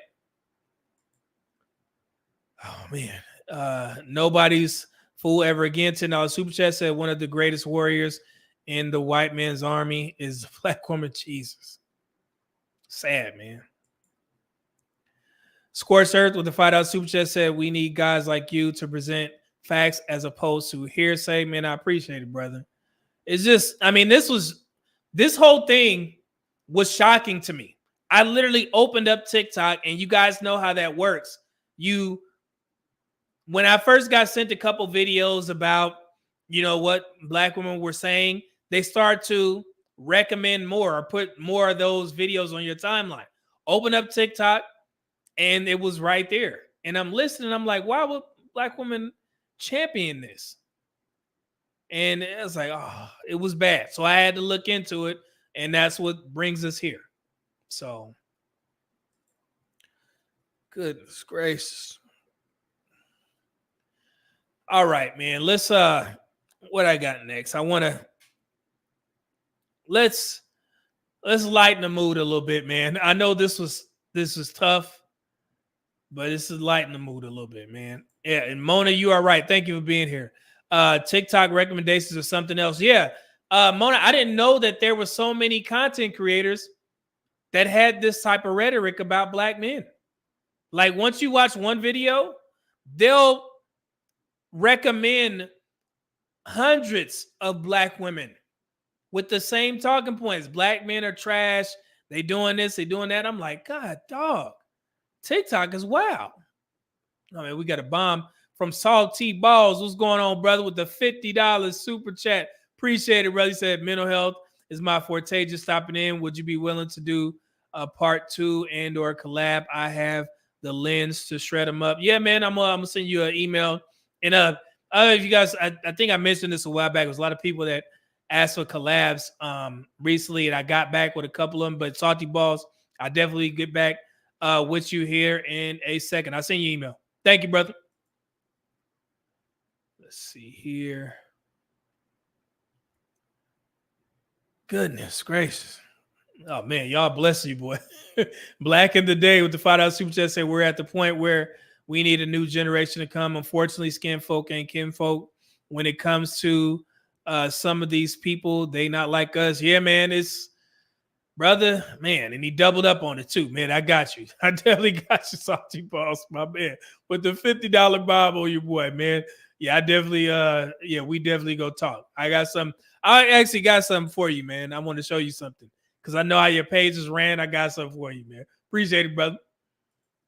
Let's see here. Magnum Group, $2 super chat said the algorithm is not red. It's not, man. I'm no lie, man. If I was trying to keep my personal page clean, but I didn't know that when I'm logged into my personal page and then I'll go to, let's say, Instagram, and somebody sends me a link to TikTok, I'll click the link, and now that algorithm of whatever that video is pushed to me. And I have to literally go down and block so many black women with the same talking points. Goodness gracious. Mr. Donnie Mac with a $2 super chat said, Alexa play They Not Like Us. that song's cool. That's a West Coast classic already. So, oh man, people see walking and hey, it's cold. But let's get to this real quick. And I know somebody asked me, it was like, man, they asked me some crazy question like, why you incorporate your subscribers in these particular studies or questions. I'm like, why wouldn't I? Y'all the ones that support me. So I asked the question, and this is kind of lightening the mood, guys, because I did, where'd it go? Here it is. So if you guys remember on the community post last week, I asked this question. Gentlemen, what are some RP talking points that you 100% disagree with? So this is for the subscribers. Whoever commented under that, I took a bunch of the topics that you guys put on there, and I wanted to discuss them here and see how you guys feel about it, about some of these RP talking points. And I'm gonna let you know if I agree or disagree. So make sure that chat is booming, because I know sometimes we don't like to talk about these things in these spaces, but I think it's necessary, because I'm pretty sure y'all don't agree with everything in these male-centric spaces, right? So this is your way to express what you disagree with. So here we go. So that first one, it's a speak your. That's not. I mean, I forgot to comment. I guess screenshot the comment, but I'll put this up here. It said a man reserving the right to exercise his options periodically when he's married because he's successful. So, and you guys have heard this before, and I've spoken against this before. I know that men who make a lot of money, they, can afford the divorce. And I've mentioned that a couple times.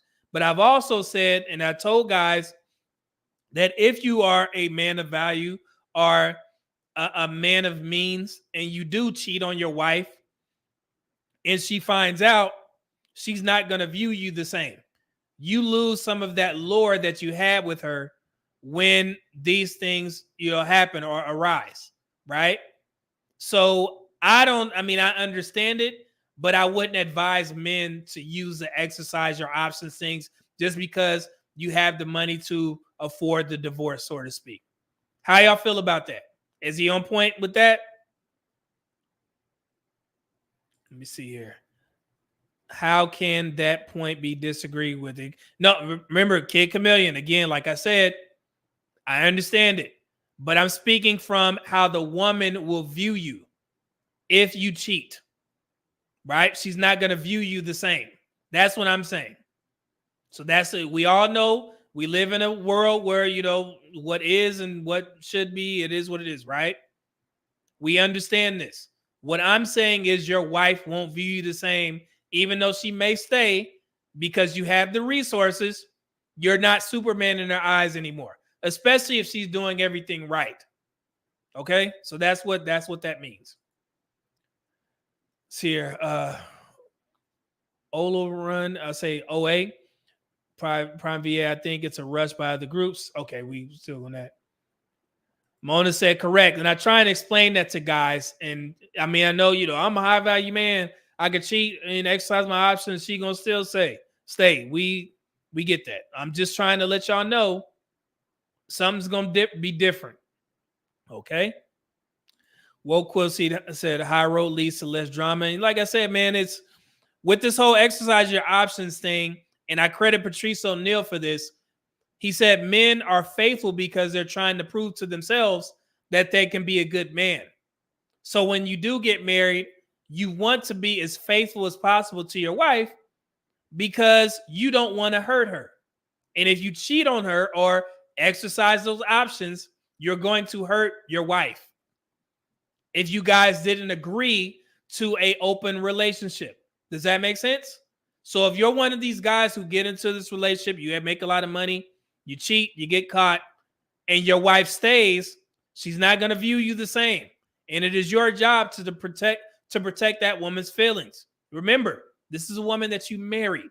I'm not talking about some, you know, runaround that you met and you're like, well, I don't care. No, you decided to walk down the aisle with this woman. You married her, so she means something to you.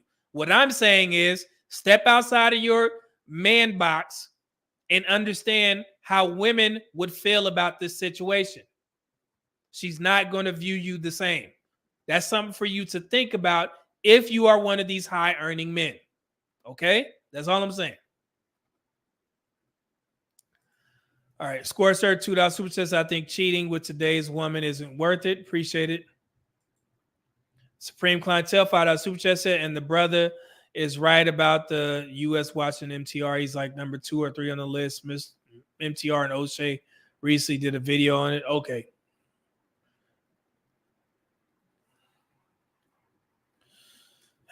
And this is good. I'm glad you put this in. Truth and reality undefeated. I agree with it because men show their love through protection of women, not infidelity. We don't need to be Superman in their eyes because she's not.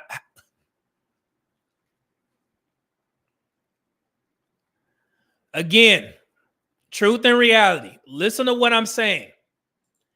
If you decide to marry a woman, why would she not be Superwoman in your eyes? Y'all got to stop looking at the glass half empty. This is your wife, not your girlfriend. Listen to the words that's coming out of my mouth. Why the hell would you marry a woman that you don't think highly of? Because that comment doesn't matter.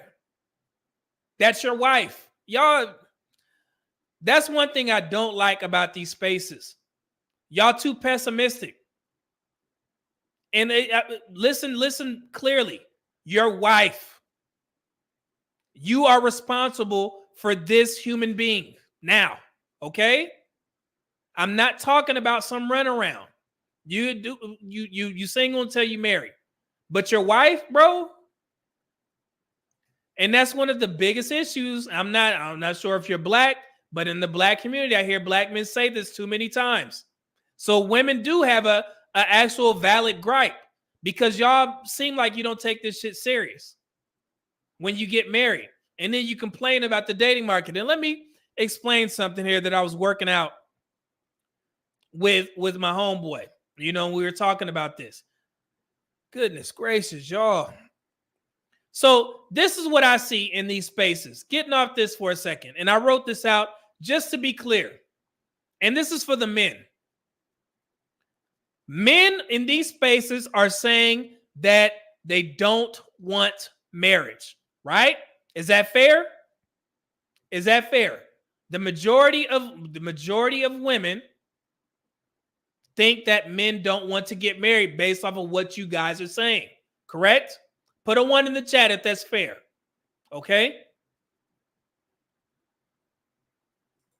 Truth and reality said, media man, I've been married 20 years and I think highly of my wife. That's, you can stop right there. When I say, and she's human, she's not super, brother. She's a flawed human just like the rest of them, but I love flaws. That's what I'm, brother, you said you think highly of her. You wouldn't have married her if you didn't think she was worth your care and support and protection.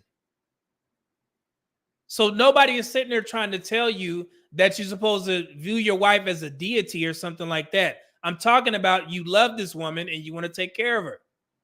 So if you have something worked out and you can cheat, cool. All I'm saying is from talking to women and from seeing how they respond to these types of conversations, exercise your options. Why do you really think women want to get cheated on? Just because they stay, that doesn't mean that they want to be cheated on, brother. Like, come on, y'all. Okay, I see one in the chat. One's in the chat. Okay. And men also say that they want sex from women, right? So that's two things. Men don't want to get married in these spaces based off of what y'all say. And you also still want sex from said women who you don't want to get married to. And again, this is excluding the passport bros. It's only a small percentage of those brothers. I would guess 3 to 5% out of the damn near 48, 49% of single, never married black men that are currently living in the U.S. 3 to 5% of those brothers fall into the passport category. I already told you that only 1/3 of the United States population owns a passport. You dwindle that down to the black community, it's even a smaller percentage, okay? So you exclude them. But for the rest of these guys, you guys are staying right here. So this pertains to you. So you're telling the women in the States that you don't want marriage, but you still want sex. Clear? That's what women hear you guys say, right? So when women hear that, they think if men don't want marriage, but they still want sex, how can I make wasting my time beneficial to me? That's what women are saying. And that beneficial are the benefits of their time being wasted from men who don't want marriage but still want sex is money, experiences, and gifts. Who what y'all consider gold diggers. So when women approach the dating market with that mindset, men call them gold diggers. So men, what are they supposed to do knowing that these relationships won't lead to anything? Both sides are trying to get the most by doing the least in the shortest amount of time. And basically what I'm saying is men are trying to get sex with not investing too much money. Women are trying to get commitment without investing sex. So it's a constant battle. So this is what we're facing. So when you guys complain about women asking for money and asking for gifts, you guys actually contributed to the shit that we're in right now. Okay? So if you look at it from a woman's perspective, if you're not going to marry her, but you still want access, why the hell would she just sit there, give you sex for free without getting something in return? Does that make sense? So this is what we're facing. So don't complain when you see a woman asking for money or expensive restaurants, and then we get all these influx of men saying, "Oh, well, I'm gonna just remove myself from the dating market." That's your choice, but remember, men in these spaces contributed to that, and also women contributed to that because men probably got this mindset based off of what women saying that they want. But if you have a large contingent of men screaming from the mountaintops that they don't want to get married, but y'all still want sex, what the hell else are they supposed to do? How is dating going to benefit them if there's no end goal? Does that make sense? And some guy, y'all could be in the comment, no, I mean, no, that's exactly where we're at. For the guys who are on the dating market, okay? And I put the little bullet points there, and I'm going to write this up, but the dating market tends to benefit women or men who fall on the good side of things. So if you have some women who have bad attitudes, they probably won't win. But the women with good attitudes, they'll win. Some women are broke. Some women have money. Some women are unattractive. Some women are attractive. On the man side, some men have money. Some don't. Some men are attractive and some aren't. Some men are in shape and some men aren't. Okay? So this is what we're facing in today's dating market. And I see a lot of people complaining and saying that it's pee in the dating pool, but all of y'all contributed to this foolery.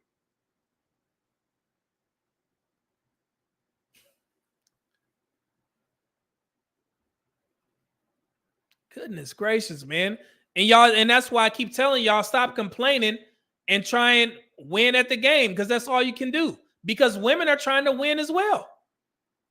So if they can get a date out of your ass for $400, take a couple pictures, and they ain't got to give you sex, she won. Because you paid for it and you can get nothing in return. But if you manage to qualify for this woman in her arousal department, and she's willing to sleep with you without you investing it, a lot of money into her, then you won. And that's where y'all call it, what the Chads and Alphas or whatever they all names that y'all call them. Those types of men that qualify for women without having to do much. Women have been very, very vocal about this, about saying that, yeah, we won't make the guy that we like take us on the expensive dates. But if there's a man who we really don't like, we gonna make him spin the bag. And that's why I said most women aren't gold diggers. They're either silver or bronze diggers, because they're messing with guys who don't make a significant amount of money just like them. But they're going to try and get what they can because they're dealing with a pool of men who say that they don't want marriage. So they got to get something in return. And we rarely look at it from a woman's perspective in these spaces. But you have to listen to them because you have to know how to move. So you can get what you want if you don't want to get married. And honestly, that comes with being honest as a man. Instead of sitting there lying about your intentions. Tell that woman that you don't want marriage. Right? And you may lose a couple women, may lose some fine women, but it's going to be some women out there who said that they don't want marriage as well. So you win. Women are very vocal about this now. So this is the best time for men to be honest. And just, tell, I know this spaces are, well, you tell a woman that you want sex up front, she's not going to give it to you. Brother, you got to be smoother than that. You cannot just come up to a woman and be like, hey, I want sex from you. Of course she's going to say no. You got to be smooth in that. Hey, I don't want a relationship. I'm not trying to get married, but we can, kick it, hang out and do what we need to do. And she may be like, hey, I don't want to get married either. So let's enjoy ourselves. So y'all got to stop running with this narrative that women are the ones to blame. They may be the ones that control the dating market and men have to adapt. Of course, we get that. But don't act like y'all ain't got a part in this. So just imagine, and this will bring it home. If that was your daughter and she was in the dating market and this is what she's facing, she going to look at you and be like, Dad, so you telling me that the majority of men don't want marriage, but they still want sex. And we know that most women want to get married, right? But if men don't propose, then what am I supposed to get out of dating in the current climate? That's for the men to answer. What are women supposed to get? I gave you the answer already, but you tell me, okay? Yeah, and I get the Kid Chameleon that we talked about that. Thank you for the $2 super chat. Drew 382, $10 super chat. Thank you. Thank you for what you do. Appreciate it, brother.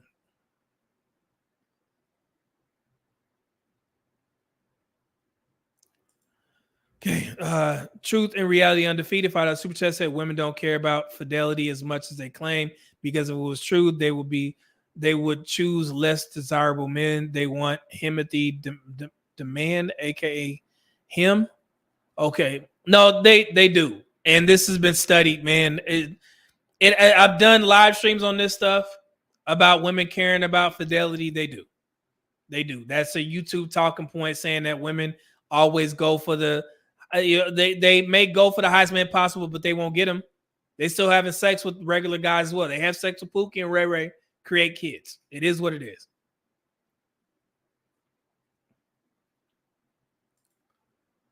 So, men being happy getting married is trading your retirement for a wedding. Okay.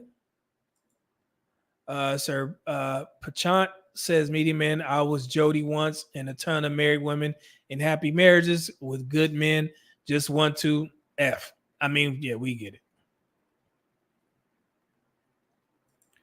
See, South Shaolin Fist. I'm not even going to try and say that last one, but I got you. Facts, bro. Media Man, many dudes among us are social. Okay. They have never learned and developed proper social etiquette. And, I try and do some live streams on that back in the past, about just talking to women. I just said that. Not necessarily you trying to get her Instagram or a number to try and date her. Just talk to women. Talk to attractive women about something. But y'all got to...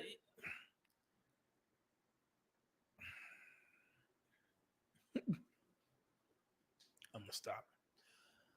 Aegeon, I say, AU, Media Man, they want good-looking man. You are overconfident. Brother, we know this. That's first. I've discussed this. Y'all must be new to my platform. It's not overcomplicating in anything. I'm explaining to you what the dating market is. And I expected this. And like I said, every time I hold men accountable, y'all asses got a problem. Y'all got to get out of that shit. I done told you multiple times. I done told the chat multiple times. Okay? It's not overcomplicating anything. It's understanding the dating market that you as men have a part in creating. And the bottom line is this, like I said before, if the majority of men are saying that they don't want marriage and women are listening, they're going to think, what do I get in return if I'm not going to get marriage? And that's where these gifts and restaurants and dates come in. Okay? So y'all have a part, man. Y'all got to pay attention. Kid committed $5 super chat said the men only gave up on marriage after women decided to be liberated, empowered. Men wanting the bare minimum is misogyny now. It's not on us. It is on y'all. Because y'all the ones that saying that hey, if they said that they're liberated and empowered, then what you gonna do? Like I said, it's only about 3 to 5% of the password bros. So if you're a guy that's sitting here in the States and all you're gonna do is sit there and complain about the dating market, what use is that? You're not gonna date? Is that what we're saying? You're not going to date. You're not going to engage with women, because I'm going to trust and believe this. It's not just black women. For y'all, for those who don't know. Okay? So y'all better start paying attention, man. Y'all better start paying attention.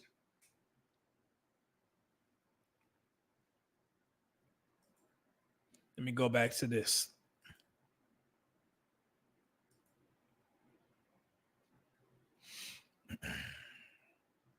All right. This is from EQ 2092. He said, number one, this is what he disagrees with the RP, right? There are no benefits to marriage for men. All women will do is spend all your money, and being single is how you get wealthy. Okay? And I want some facts on this. Here you go. Married, love and marriage. It just so happens that 86% of millionaires are married, including an impressive 65% who are in their first marriage, according to U.S. Trust Insights on Wealth and Worth. This is in 2021.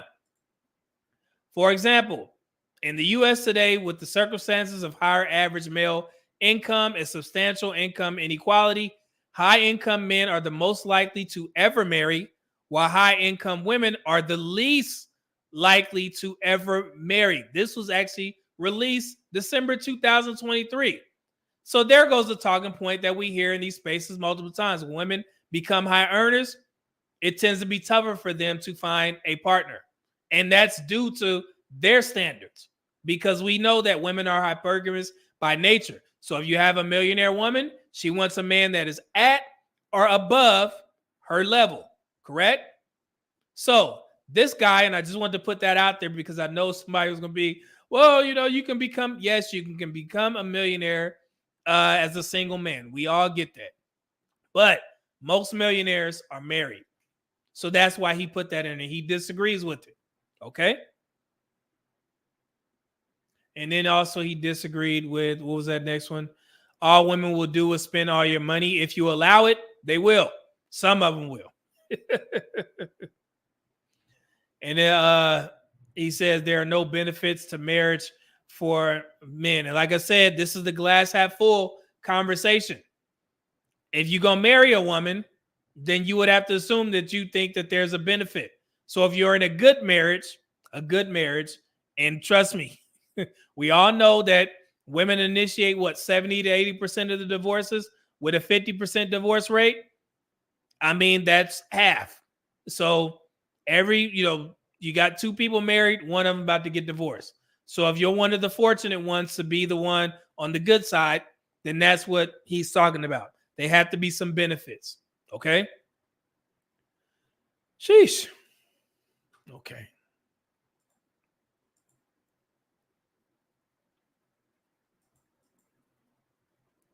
Here's some more.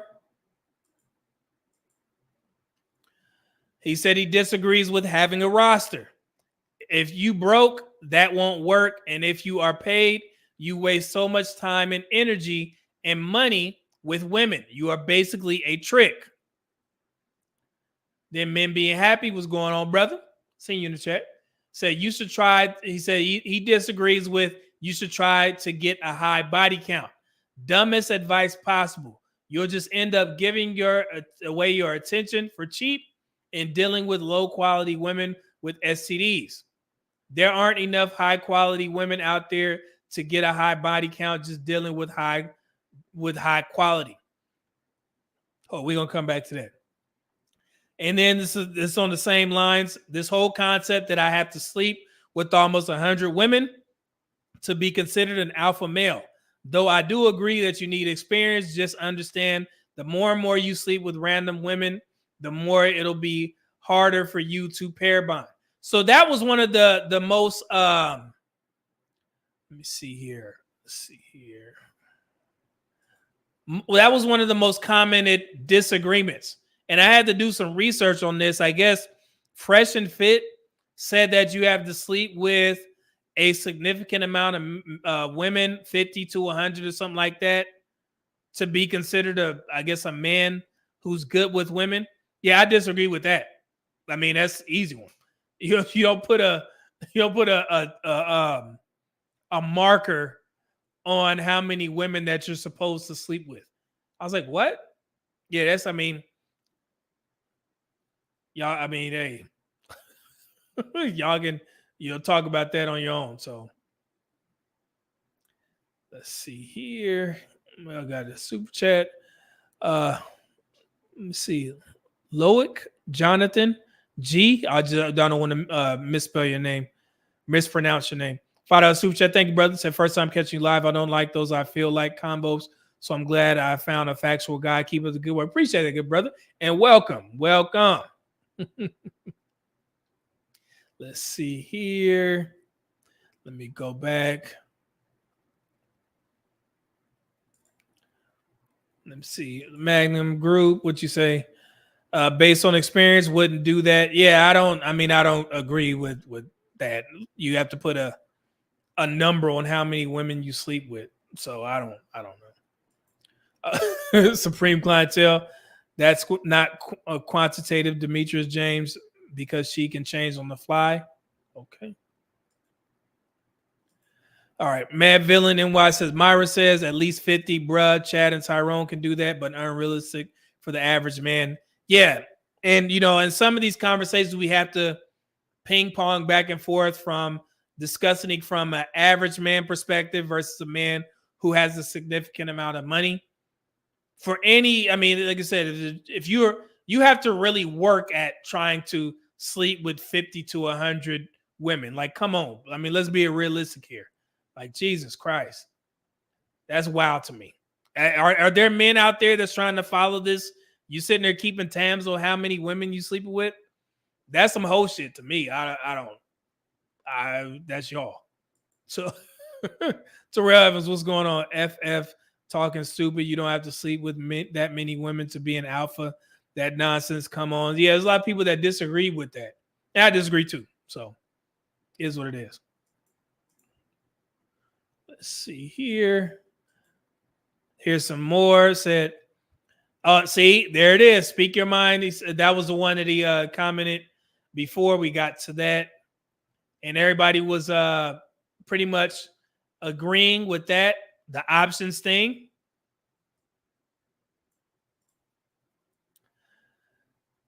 Fortune says, I love Kevin Samuels. He was a don. His RP advice, men lead with your wallet, is the worst and most disappointing advice he ever gave, in my opinion. So the lead with your wallet, I think Kevin Samuels, he had an acronym for that, or it actually had a meaning about the lead with your wallet thing. It wasn't just about money. However, I do agree with Kevin Samuels in regards to paying for dates. And if you guys remember, on my community post, I asked you guys, do you guys pay for the first date, whether it's good or bad? Most men who subscribe to my channel said that they would pay for the first date regardless if it was good or bad. So that is somewhat leading with your wallet in a monetary perspective, from a monetary perspective. Okay. So, but with Kevin Samuels, and I don't want to misquote, him, but I think there was more to leading with your wallet outside of money. But I will say this, on the dating market, oh yeah, I treated women very well when they were with me. And this is the same thing Kevin Samuels said. When a woman, well, my girl's here, she don't pay. We have joint accounts. It is what it is. But before, when a woman was with me, she literally really don't need to bring her purse because she's not going to pay for anything. But that's just me. You know what I'm saying? So, and when I say that, guys are like, man, you were spending a bag, on these women. No, man. If you taking a weekend with a woman and she's staying with you for like 2 days, from Friday to Sunday, right? You go eat a couple meals, have sex, maybe go to the movies, go to a nice, some date, play some miniature golf, whatever the hell y'all do. It's not going to cost you a significant amount of money to pay for those things. I want to make sure she's comfortable. The more comfortable a woman is, the better the sex is. So it may be selfish on my end because I was doing it for a reason, but it is what it is. I made sure that women were comfortable when they were with me. Now, when she went back home, no, I was not casting this woman out $500 to go shopping. No dumb shit like that. But when Cash App came around and all this stuff, yes, I would send $20 for gas when she was on her way over to my house. Or if I see that her car is dirty, I will get out there in my driveway and I will wash her car when she's with me. That's just me. A lot of guys, they think that's simping. It is what it is. But I took care of the women that I need to take care of. Because when you do stop dealing with those women for whatever reason, that's how you develop a spin the block mindset. Because you can lose contact with these women, but then when you regain contact and she sees you on Facebook or Instagram, she reach out to you because all she remembers is the good things. When I was with him, I didn't have to pay for anything. I sat in this nice house. It was clean. Sheets smelled good. We ate good. We had good sex. So let me see how he doing. And that's how you end up spinning the block. But y'all may have differing opinions on that. And I get it. That's what y'all are taught in these RP spaces. I disagree. I'm not going to sit there and enjoy a woman's time at my house for a week and have her pay for food. I'm going to give her my phone and tell her to order what she need to order for DoorDash. If it's a respectable woman, she's not going to break the bank on you because she already there. Y'all having sex. She ain't trying to, break. This is a kind of a level of, and I don't even consider it game. It's just the way that I move as a Sigma male on the dating market.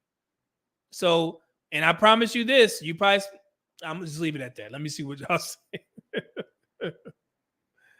Lord.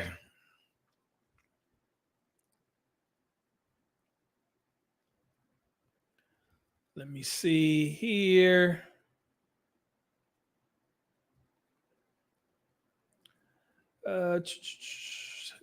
Anybody say anything about the leading with your wallet? Okay. Mr. Donnie Mac said lead with your wallet was accomplishments. Yeah. Think business cards, membership clubs. Said, yeah, it was more to it. And yes, Kevin Samuels actually did claim to be RP. I was there when he said it. He has a clip video where somebody questioned him on being RP, and he was like, man, what? I'm RP like an MFer. He actually said that. That was his direct quote. So yes, he did claim to be RP. Maybe when he got a little bit bigger, he probably shied away from it. But beforehand, like most of these content creators in these spaces, they were RP at some point. But they strayed away from it because it started to get hot in these streets. And I get it. That's why I'm saying RP. But yes, Kevin Samuels at one point did say that he was RP. He also said that he was RP aware.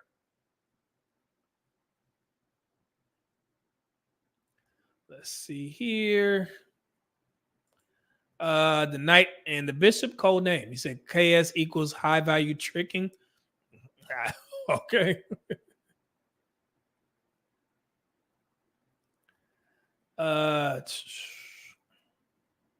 Oh, here we go. My bad. Zozo Network with Crown King Porter. King Porter, what's going on? $10 super chat said that's one of my biggest issues with the RP spaces. On one hand, they're complaining about women's body count. Then you turn around and sell courses on how to sleep with as many women as possible. Yeah, man. I mean, that is a byproduct of being told to sleep with multiple women. Y'all turning them into the women that you saying that y'all don't like. Y'all like men like hoes. They're useful. They're useful to the group. Stop. Y'all, who's gonna be the brave soul that's gonna put in the comments and literally say that they're looking for a virgin? Who gonna say it? Who gonna be the dude to jump out there? Man, I'm looking for a virgin. After you already slept with hundreds of women, you know what I'm saying? Now you're looking for a virgin. That's an unrealistic expectation. You sound as delusional as them women on Kendra G's show. Go, but you do what you need to do. Go ahead. So, have at it.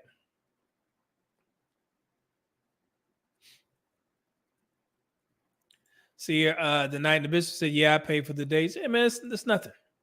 So, Ro, that's facts. The woman I was going to marry still contacts me, so I broke my rule of not talking to exes. Yeah, man, and we all, I mean, it is what it is. So, Educated Tyrone said, nah, media man, keep talking. I never heard a Sigma talk about game before. Brother, those two videos was the ones that actually went viral for me because Melanie King actually saw them, and me and her did a collab about that. Because a lot of people, they go straight from alpha, beta. And I know people say, oh, Sigma doesn't exist. Brother, I'm a walking example of a man who identifies with the Sigma male dynamic. And I actually had a study. Damn, I wish I would have saved that. I may have did. I may bring that up. But yeah, I mean, like I said, I don't have game. I just have lifestyle. This is me. When you date like a Sigma male, you're honest because I'm a horrible liar. What the hell I look like as a grown man sneaking around my own city because I'm trying to sleep with or date multiple women? I'm not doing it. I wasn't going to do it. And that's what a lot of you guys who are scared to tell these women the truth are doing. Woman pop up at your house and you got some runaround in there and you told this other woman that you was trying to be faithful to her. Why the hell am I going to do that? No, I got too much shit going on in my own life to where I don't need the stress of a woman popping up on me and seeing something that she didn't sign up for. No, I'm going to let her make the decision. The ball is in her court. Hey, I'm not ready for a relationship. I'm not getting married right now. I'm focused on my purpose, but you can hang out with me if you want to, i.e., you can waste your time with me. Most women, no, I'm looking for a marriage. It was nice meeting you. It was nice meeting you too, ma'am. Good day to you. But one of those women, maybe two or three, especially when you're dating in a big city, they're going to be like, yes, I'm focused on my career too, but I like hanging out with you. Let's go ahead and do it. And there you have it. And that's one of the main components of dating as a Sigma male. You got to be honest. I'll be damned if I'm going to run around my own city trying to escape the fact that I may be caught with another man. Please. Y'all, it may be, invigorating to you guys. Oh, I got away with sneaking, going to cheat with some girl. Man, please. I ain't doing that foolery.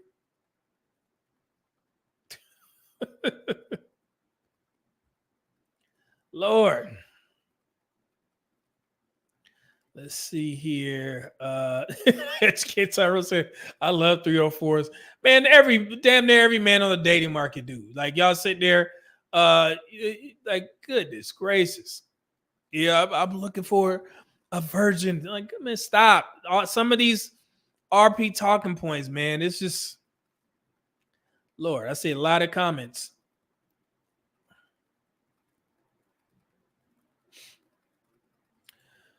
Educated Tyrone, what's going on, brother? Said Media Man took down some video vixens in his prime before he became one of the good guys. Well, back in the day, if you dated in the DMV bottle girls, yeah, some of y'all favorite ones too. Those stories will never get out. So, because Let's see here. Taurus 24/7 $10 super chat said, I totally agree with you on how you treat women. When she comfortable with you, she knows it's foolish to play games with that dude. She constantly feels your value. Yeah, man. And I mean, that's all I'm trying to explain to guys. Like, goodness gracious, like, y'all gonna deal with the woman and you're gonna treat her like shit. And you know what I'm saying? And there's the whole soft guy thing, soft guy era. I see a lot of guys saying drizzle, drizzle, but I want you to ask yourself something. Before you started supporting the drizzle movement, what was your life like?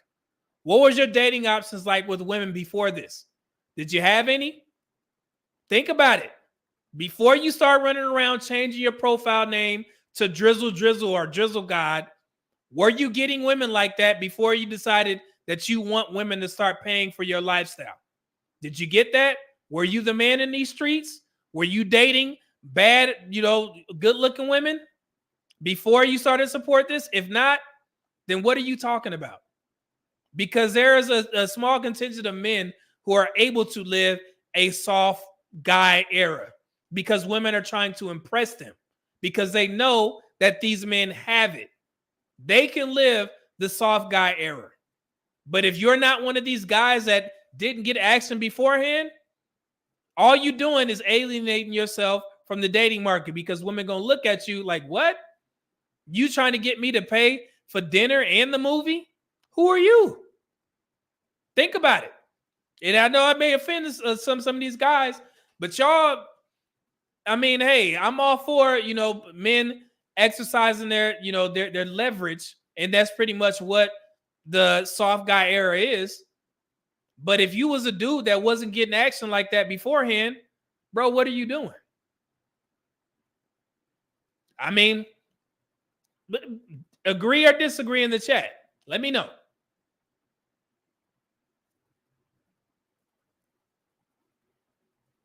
Let me see.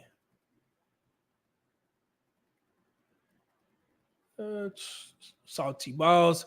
Appreciate it, brother. With $10 super chat said, just peep the weird ass article they're using data from the 80s. Where did you find that? Who Casey ass article, brother? I had to search, man. Thank you. Oh man. Mr. Donnie Mac gotta have the rizzle to get the drizzle. That's what I'm saying, man. Like, brother, it's just the same thing with the soft guy era. Is the same thing that happened with Kevin Samuels' high value man talking point. In these spaces, when Kevin Samuels first, and again, don't correct me in the chat. We all know that high value man was already out there, but Kevin Samuels was the one that popularized the name high value man. When he started talking about that, every man was running around here saying that they're a high value man based off of how Kevin Samuels described it. from his 6 points, right? But we all know that every man is not a high value man. And that's where the delusion came in. Just like women with their looks, women will literally sit there and tell every woman that they're a 10. That's delusional. That's how men looked when they went out on there and they were saying that, hey, I'm a high value man. No, you wouldn't. And it's not saying that you can't work up towards that, but damn, this same thing is happening with the soft guy era. What? I mean, hey, let me see. Hold on. Let me see before I continue. Forever blessed. Never thought of soft guy era as a movement, more of a jab at women's unrealistic expectations and standards. Nah, I thought that too at first, but now men are taking it serious, and it's an actual movement now. So, JJ said, "Get your passport, fellas. You will get the attention overseas." Yeah, I mean, I agree. So, Kid Chameleon says, "Any real life." In real life, drizzle dude is an exception. Yeah, a guy who's able to exercise that, you know? I mean, it's not, I mean, it's funny. I get it. Satire. But if you're one of these guys that's taking it to heart and you trying to go out there and let's say you get on a dating app or something like that and you're waiting for women to initiate conversation and respond, basically putting yourselves in a woman's position where she's the one that's doing the chasing. What the hell is she chasing if you don't have it? If you don't have the status based off of your name, if you don't have the money, if you don't have the looks, if you're not in shape, then what is that woman chasing? That's the guys that I'm talking about. And I see a lot of them going with this soft guy era movement. If you wasn't a man before, if you didn't have the juice, then how is the soft guy era benefiting you? Think about that. Let's see right now. We're going to have to do an open panel. Because I feel it's necessary to talk directly to the guys. Because some of this stuff, I get it. But damn, if that's not you, if you're not, well, they say him, hey, you need to stay out of this conversation. Just use it as jokes. Because I guarantee you, if you go your ass on the dating market and you're trying to convince some woman to pay for everything for you, when you're not that guy, when you're not him, she gonna laugh at your ass. Okay? And you want some booty, right? That's some easiest way to not get any. So Zozo Network, $2 super chat said whores were definitely of use in the Bible. That's funny. Let's see here. Black in the Day said, please do a panel, fam. Yeah, man, I may do a quick little panel show on Saturday, man. You know what I'm saying? I have specific rules for my panel. I mean, we educated men over here, so none of that foolery. See, if Vince G was going on to say, if I was single, I would not mind paying for a date. But the problem is that these hyenas out here want $500 dates, and that is insane. I would be sexless and single in this market. Yeah, man, and I've explained that multiple times to the guys. Like, a woman is not going to dig in your pockets or drive you to the $500 steakhouse and make you pay for it. If a woman says, I want you to take me to Steak 48 or something like that, and you say no, then it ends there. I mean, that's basically what one of the premises of the drizzle movement is. Men not, being reciprocated for what they're doing for a woman. So you control what's in your wallet and what you spend. The only reason why women feel comfortable when asking for those types of dates is because somewhere out there are some simps that are taking these women on these high-priced dates for the first date with the hopes of trying to impress her to get some booty. And I already laughed at y'all asses that you're going to go back with the maintenance man after you get done spinning a bag on her. She's going to take a doggy bag and give it directly to him, and he going to blow her back out in place of you. So she got to fill her belly on your dime, and the dude is the one getting the cheeks. So if you don't want that to happen, then just don't pay for it. You're just gonna have to lose one. Okay? And go your ass back on the dating market and stop living in a scarcity mindset and live in abundance. If you're a man who is on his purpose and you got your shit together, you will find another woman that will be realistic. I promise you that. So get rid of the $500 request woman and go back out there on the dating market and start fresh. So it is what it is. Oh no, Mona, I haven't. My bad. Thank you. Check Cash App. Got one. Dude just requested. I pay him $12. Okay. Let's see here. We do a couple more of these. I think I got them all. Yeah, I got them all. Cool. Oh, wait, my bad. I missed one. Hold on. Afrik NY. He said, I disagree with the RP that liberals can't be RP. A lot of RP ideas are not TradCon at all. There is no monopoly on the truth. Yeah, I didn't know that was a thing. But yeah, like I said, just being RP aware, like, God, dog, like that's simple. Even the guys who say that they don't align with the RP, they're still aware. We still share the same principles. And I use the guys, what's the channel called? Shits and Giggles with the two UK guys from London or whatever. They run like they'll read like comments or something like that. It's a kind of a funny show. But if you listen to some of their content, they have some of the same talking points. They still want booty. And women think that these guys are just pushovers because they laughing and joking. No. Most men share the same ideologies, still want a feminine woman. We don't want women who are overly masculine trying to act a fool. We share the same talking points. So it is what it is. So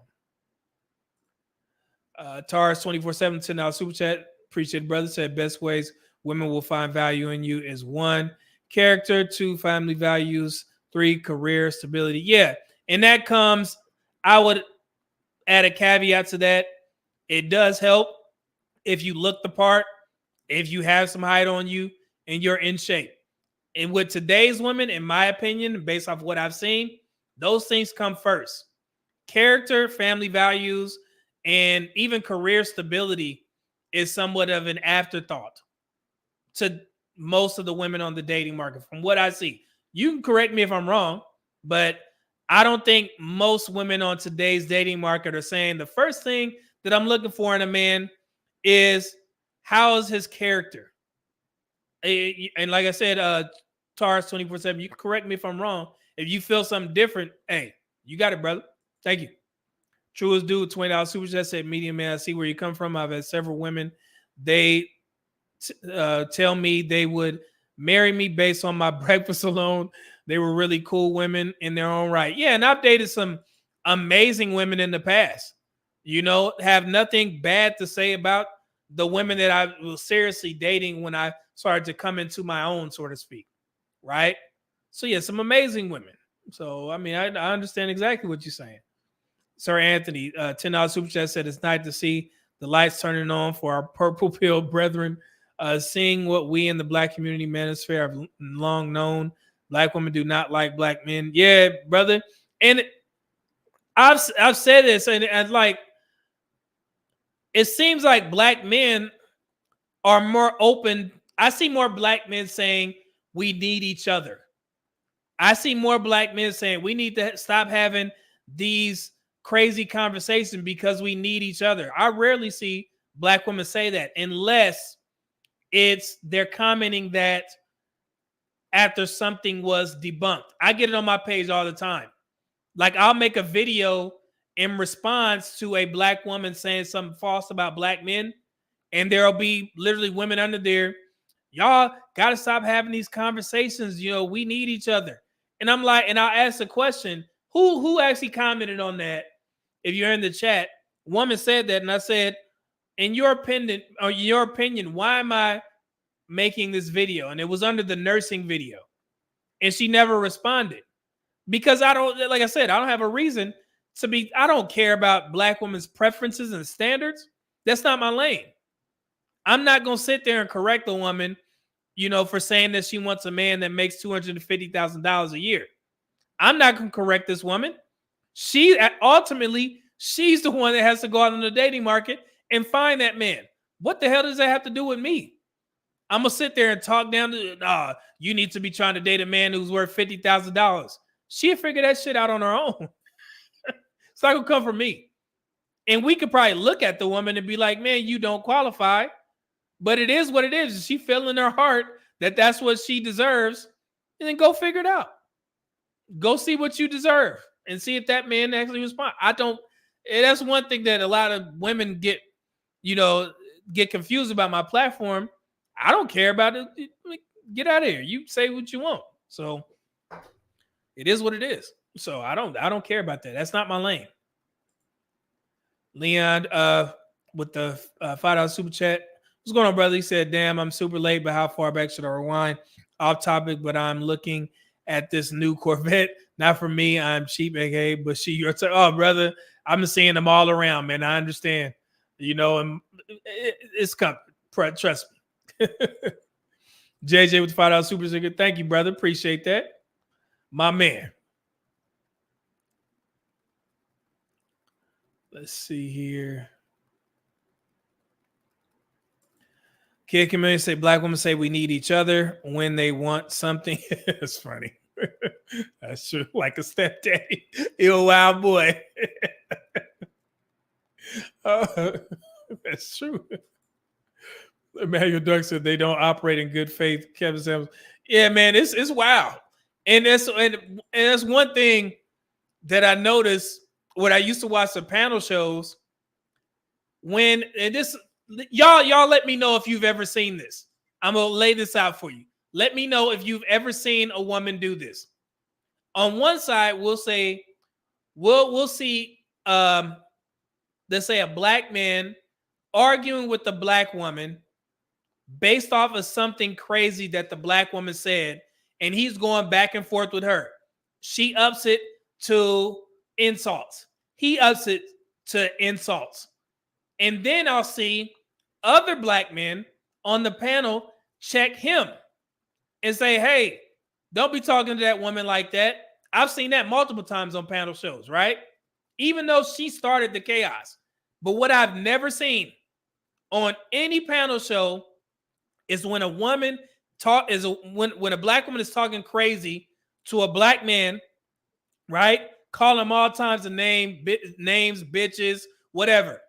I have yet to see a black woman stop that black woman and say, hey, don't be talking to that black man like that. Have y'all seen that ever? Have you ever seen a black woman step in on behalf of a black man on a panel show and check another woman for acting crazy or talking crazy to a black man? Let me know, because I want to clip it up. I have never seen it. But I have seen black men check other black men based off of a conversation or an argument that the woman actually started. So that tells me right there that black men, they still have a level of protection that goes unnoticed, even on these panels. But you guys let me know. I'm going to see if anybody has seen that before. Let's see here. You said you've seen that all the time. Send me a link. Magnum Group said, and other black women checked him. Yeah, I've seen that. Let me see. Anybody? Let me see. Anybody? Nope, never. Literally never. Look, sir says we always cut women slack and make excuses for them. Man, I have seen women straight curse men out on panel shows, call them a pussy, bitch, talk about their wives, all types of foolery. And then when he responds, I see other black men correct him. I've never seen a black woman step in on behalf of a black man and say, hey, don't be talking to that black man like that. What's wrong with you? I'm trying to, hey, when y'all see it, Ren says, I've never seen a black woman check other black women on any panel show. Yeah, I've never seen it. Never seen it. Let me see. Sir said, doesn't happen. I saw it happen with Anton just a couple weeks ago. He destroyed her, though. Oh, what? You said I saw it happen? Oh, somebody acting crazy? That happens all the time. Like, I noticed that. And I kind of study these things from afar. And I kind of try and ask certain questions to see if y'all, see what I'm seeing. And that was one of the main things that stuck out. I've seen women act crazy, like a fool. It is like, man, y'all stop. Okay, man. Let's see. Leon 008 said, Media Man, the only woman capable of doing that is grandmother and great grandmother. Otherwise, women do what and say whatever they want. I've noticed that, and it's wild on them damn panel shows. Women can say whatever the hell they want, false information. And you guys, if you participate in the panel shows, man, y'all got to be prepared for that, and make sure you take time out to explain, like, hey, what you said is not true, because people are watching, right? So yeah, just keep that in mind. Taurus 24/7, $8 super chat said, would you do a review on Austin's mom? How Austin's mom talked to him while on his live? What? His mom came on his live? What am I missing? On you talking about Austin Hollerman, the passport young brother? I didn't see that video, man. I'm sorry. Sir said, yeah, a chick tried to check Anton and dudes were telling him to chill. He wasn't having it though. Funny. Goodness. AKs and curtains, they'll automatically think that the man deserves it, or he's a man, he should suck it up. That's crazy. Slim Chaby. Let's see. Remember that screaming lady on that podcast that picked up the mic and barked on those two dudes a few weeks back? She was going gorilla pimp savage on it. Yeah, I seen her, and she was the only woman on there. But I'm like, God, dog, like, man, is this? I've never seen a black woman step in like that. Slim said she called that man a loser like his dad. Wow, she was foul. Kid Chameleon, $2 super chat said Austin's mom's abuse is a lot of black men's origin story. Bro, I didn't see that. I can't really comment. I'm gonna talk negatively about the brother. Hopefully he doing, what I'm saying, what he needs to do. But I didn't know his mom got on there. I have to try and find a clip or something. I don't know. Let's see here. All right, man. This show went a little bit over, but I have some more information. We're going to have to continue this on Wednesday because I'm gonna leave this up here. Yeah, because I got some more stuff in regards to the mental health statistics. Yeah, we'll keep this going on Wednesday. Yeah, I'm looking at it right now. But so I am thinking about doing a live stream and grabbing, some of the panel, some guys to come up and we have like a little discussion, because I see a lot of contradictions when you guys talk about dating, and it seems like you guys have a different approach, and what used to work for me may not work for you. I get it. And you guys are a little bit more wary of the women in these spaces. But the point that I'm trying to make is you don't invest anything that you don't want to invest. So that's why the whole conversations about paying for $500 dates is kind of stupid to me. Because if you're a man who's willing to pay it and then you get pissed off that you don't get what you want in return, then that's on you. She won. right? Just like you would consider it a win, most men consider, if a man dates a woman, let's say 3 dates, and within those 3 dates, he was able to have sex with that woman. Then on the 4th day, he finds out the woman ain't shit. He doesn't look at that dating experience as a bad, thing. Because for one, he invested minimal money, but he also got to have sex with that woman. So he won, right? Women would consider that a bad experience because she didn't get any of the gifts. She didn't get any of whatever she wanted. No money. All she got was some dates. She got, snuck into, you know what I'm saying? And it ended. That's a bad experience for women. A good experience for women is she's getting all these lavish gifts, taken to the nice fancy restaurants, but she didn't have to give them no booty. And then when she's not feeling them anymore, she's like, you know what? This ain't working. She considers that a great experience. But you know what? Men consider that a bad experience because he spent all this money, bought all these gifts, and didn't even get no booty in return. So you see how that works? Both sides are trying to win. And you just have to figure out how to be on the winning end of your dating experience. If that's all you want to do, especially for the guys, most of y'all saying that you don't want marriage, but you still want to get out there and play the field. Correct? Logically, it's that simple. Okay, I mean, I don't know.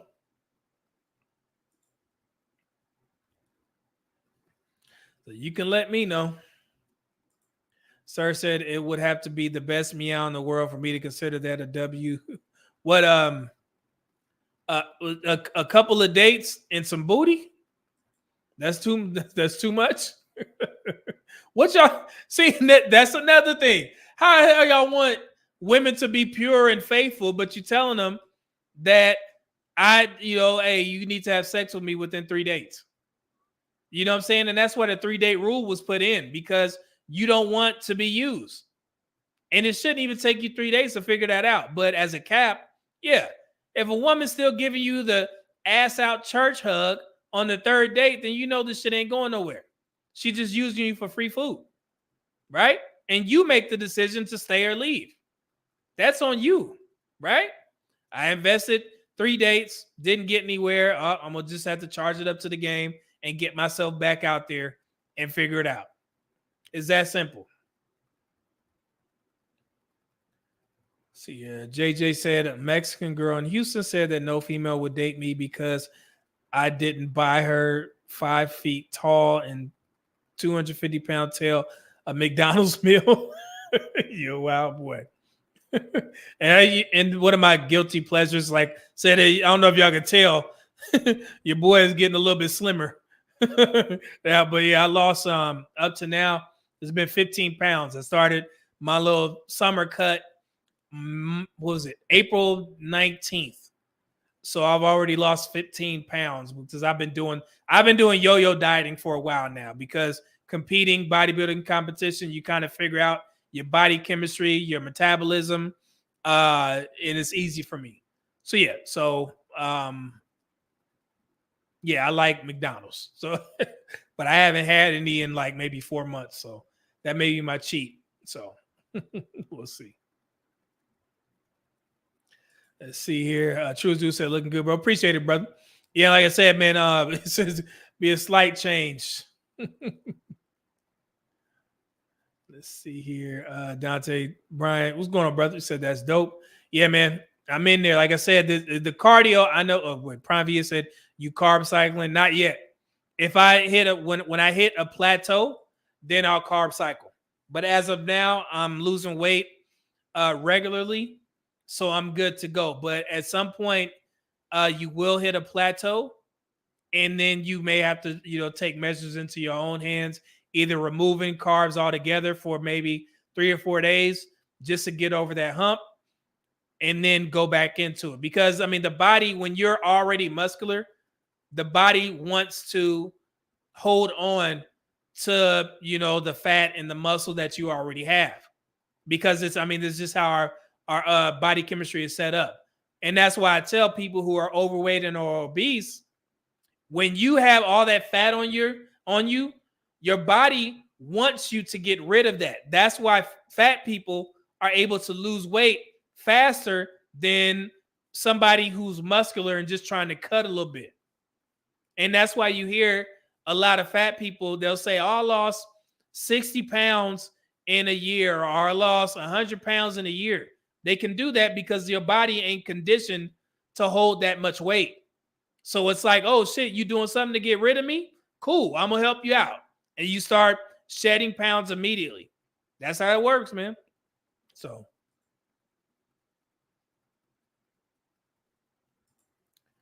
let's see here.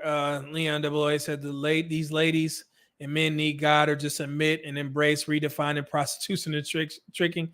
Yeah, and it could be that too, you know, whatever you believe in. But also, I think the dating market could benefit from people just simply being honest. Because when you go out there selling a dream and are you acting like women when they say, I don't want to get married, but you seriously do, then men are going to take you for your word and make sure that you don't get married. And they're going to use you for what you're offering them. But on men's side, from what I learned, now more men are being vocal saying they don't want marriage, but y'all not being honest about it. So just be honest. It would help the dating market out because everybody ain't going to be married. Everybody's not going to get married. Everybody's not going to become a passport bro or passport sis. I got a video for that as well, some education for Black women. But yeah, it is what it is, man. Just be honest and see where that gets you. It didn't, Whoopi Goldberg of all people, she just said that she don't want to get married and she just want like one night flings. I mean, if Whoopi is your cup of tea, it is what it is. But that's what she was being honest. Like, hey, this is what I want. There's a lot of women out there like that. If you guys don't know, Whoopi Goldberg, she used to be rather attractive. She has a picture on Google where they caught her in her best light. And she used to be all right. We'll say, you know, wow, but she was attractive in a couple pictures. Let's see here. JJ. Okay, I'll leave y'all to that. All right. Kid Commander said, hasn't the manosphere been trying to tell women the truth the entire time? Hoes that been working out? How's that been working out? How's it? I mean, you tell me. Let's see here. Prime VA said Whoopi was being passed around by white dudes. Yeah, man. She went through it. Then was she with Ted Danson? Ted Danson was one of my favorite actors. That's a guy on Cheers.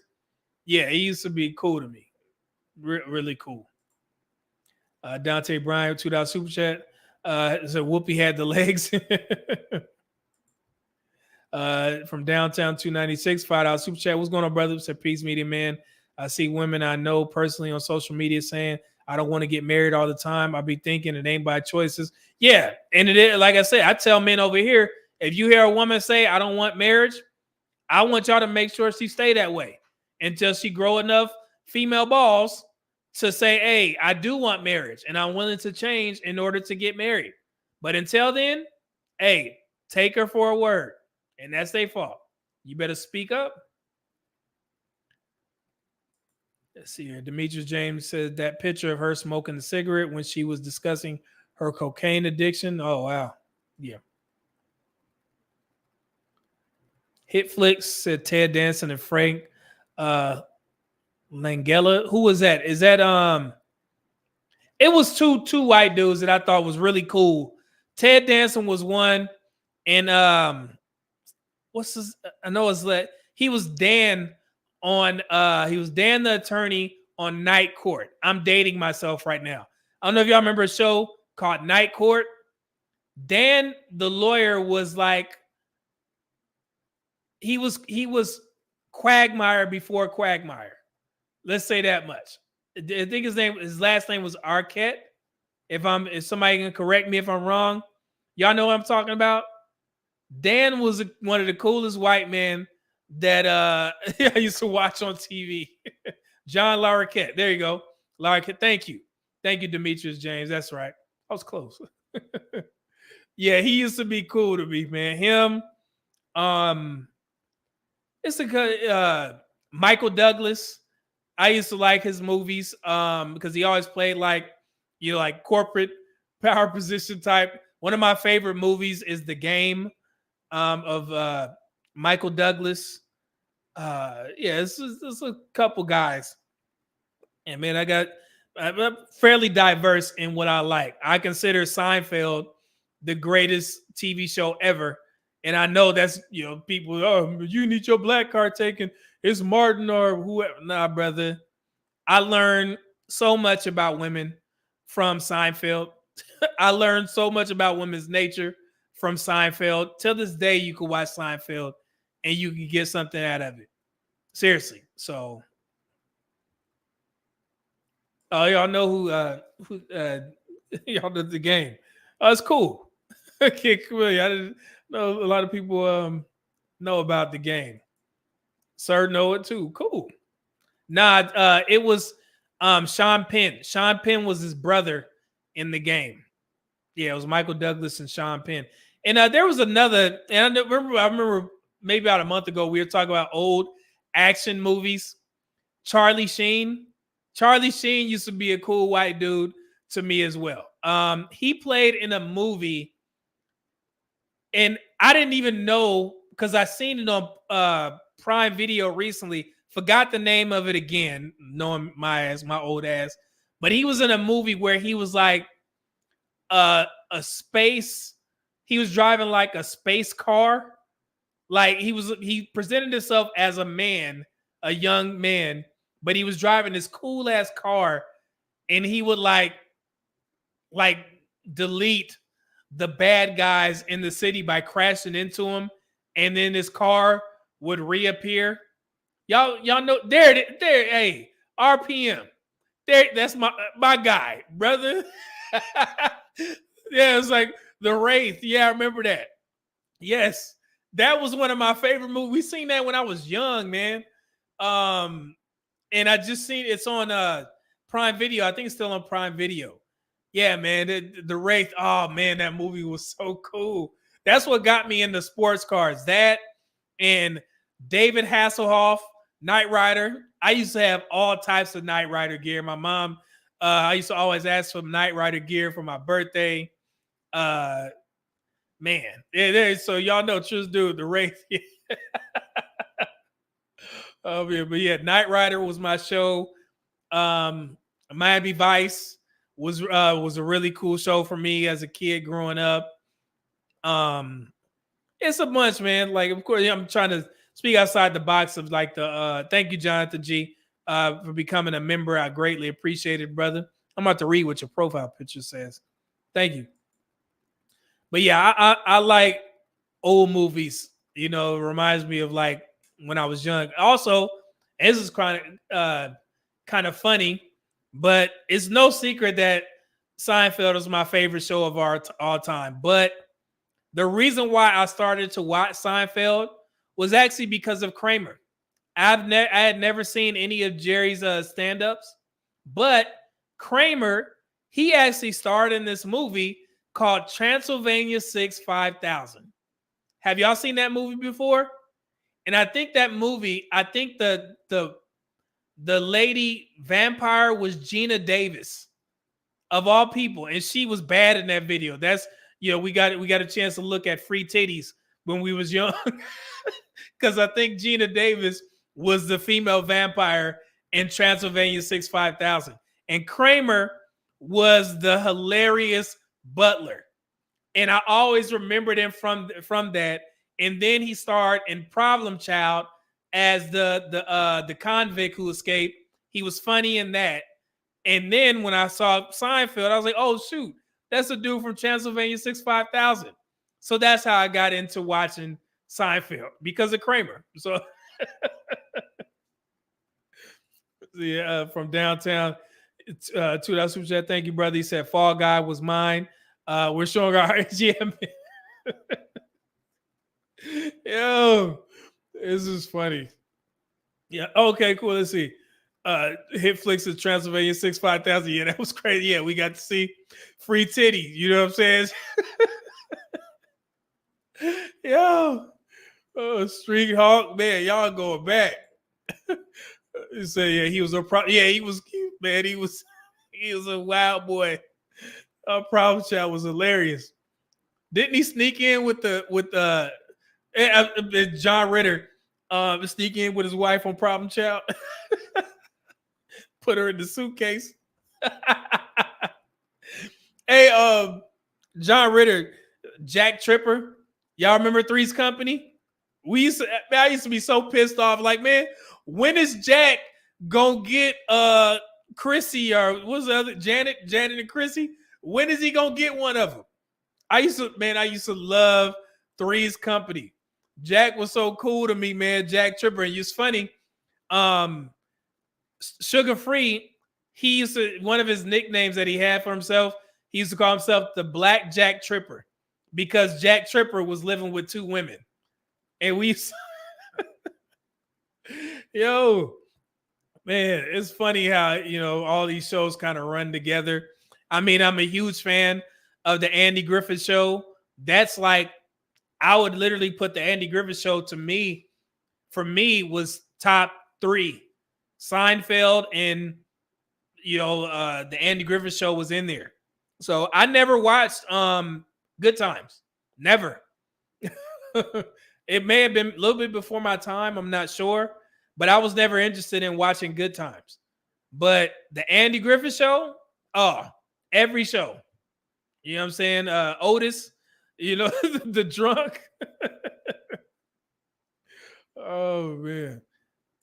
Oh, I didn't know that. Hitflix, yeah, that was John Ritter's real wife and Problem Child. I didn't know that. That's a good fun fact. Yeah, I was sad, man, when he passed, bro, because he made the other movie, Stay Tuned. That's still a great movie. If y'all haven't seen that movie, Stay Tuned, where he had the remote that was like putting them into like different shows in the TV. Man, when I tell you, that's one of the most hilarious movies ever. Seriously. MF Doom, y'all really forgot what Kramer did. But brother, I remember. I definitely remember, but like I said, I've heard worse. Not excusing his comments, but Kramer's funny. You know what I'm saying? Like, it's a lot of things that can be said about a lot of people that say it. I'm not dismissing it, but yeah, as far as like the shows, yeah, Kramer is hilarious to me. Let's see here. Somebody said, Prime VA said, I remember that movie as a kid. Stay tuned. Yeah, Benny Hill. I remember the Mantis. Yep. Sir said Tucker Sanford was hilarious. I always wanted to punch that lady. See here. Brandon, he says, yeah, I hear the Chinese is buying us land and they're buying land by the military. Okay, what am I missing? Y'all must be talking about something. Rad Talk, stay tuned. Yeah, it's so funny. Truck Turner, Janet was fine. Yeah, Janet and Chrissy was fine. Lord have mercy. Man, but back in the day, we couldn't say that they was pretty, because I had like 8, 9 aunties, and they didn't go for that. But they would sit there and hoot and holler for Arnold Schwarzenegger and Van Damme doing the splits and shit. But we had to sit there and look at Janet and Chrissy like we didn't find these women attractive.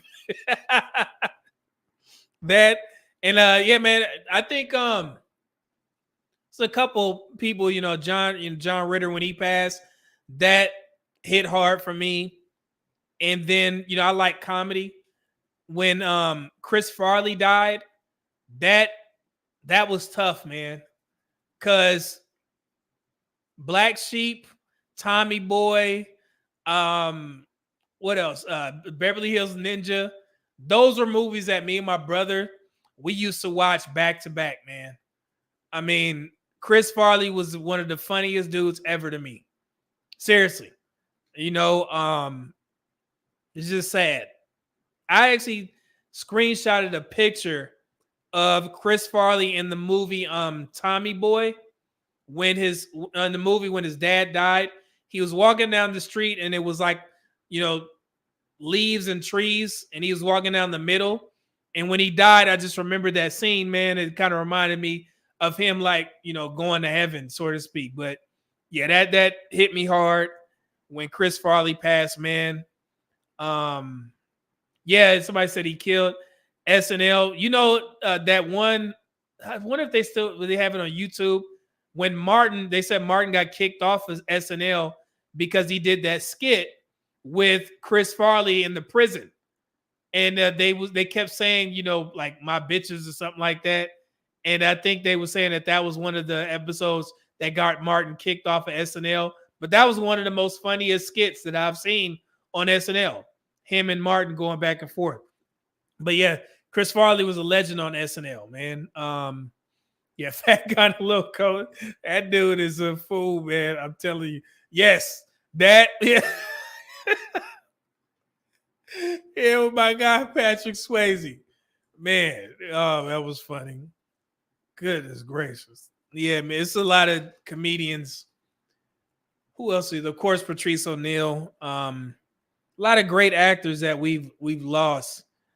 And you know, when you start seeing people pass, it's like, damn, man, I'm getting old. You know what I'm saying? It's like, God, dog, all these people are. It's still crazy to me to know that Prince and Michael Jackson are gone. That's still crazy to me because there's so many memories tied to those two men as a kid, and I'm like, damn, man, they really gone. You know what I'm saying? Like, that's still crazy to me. Those are two dudes that you would think would live forever, man, and yeah, just to have them gone is crazy. Who else? What's some of my other favorite movies? I know we going off, you know, because I'm gonna be back Wednesday, but two of my favorite movies is Uptown Saturday Night and Let's Do It Again, starring Bill Cosby and Sidney Poitier. Those two movies, classics. They would literally, I think they're probably my top 10 movie classics of all time. Let's Do It Again and Uptown Saturday Night.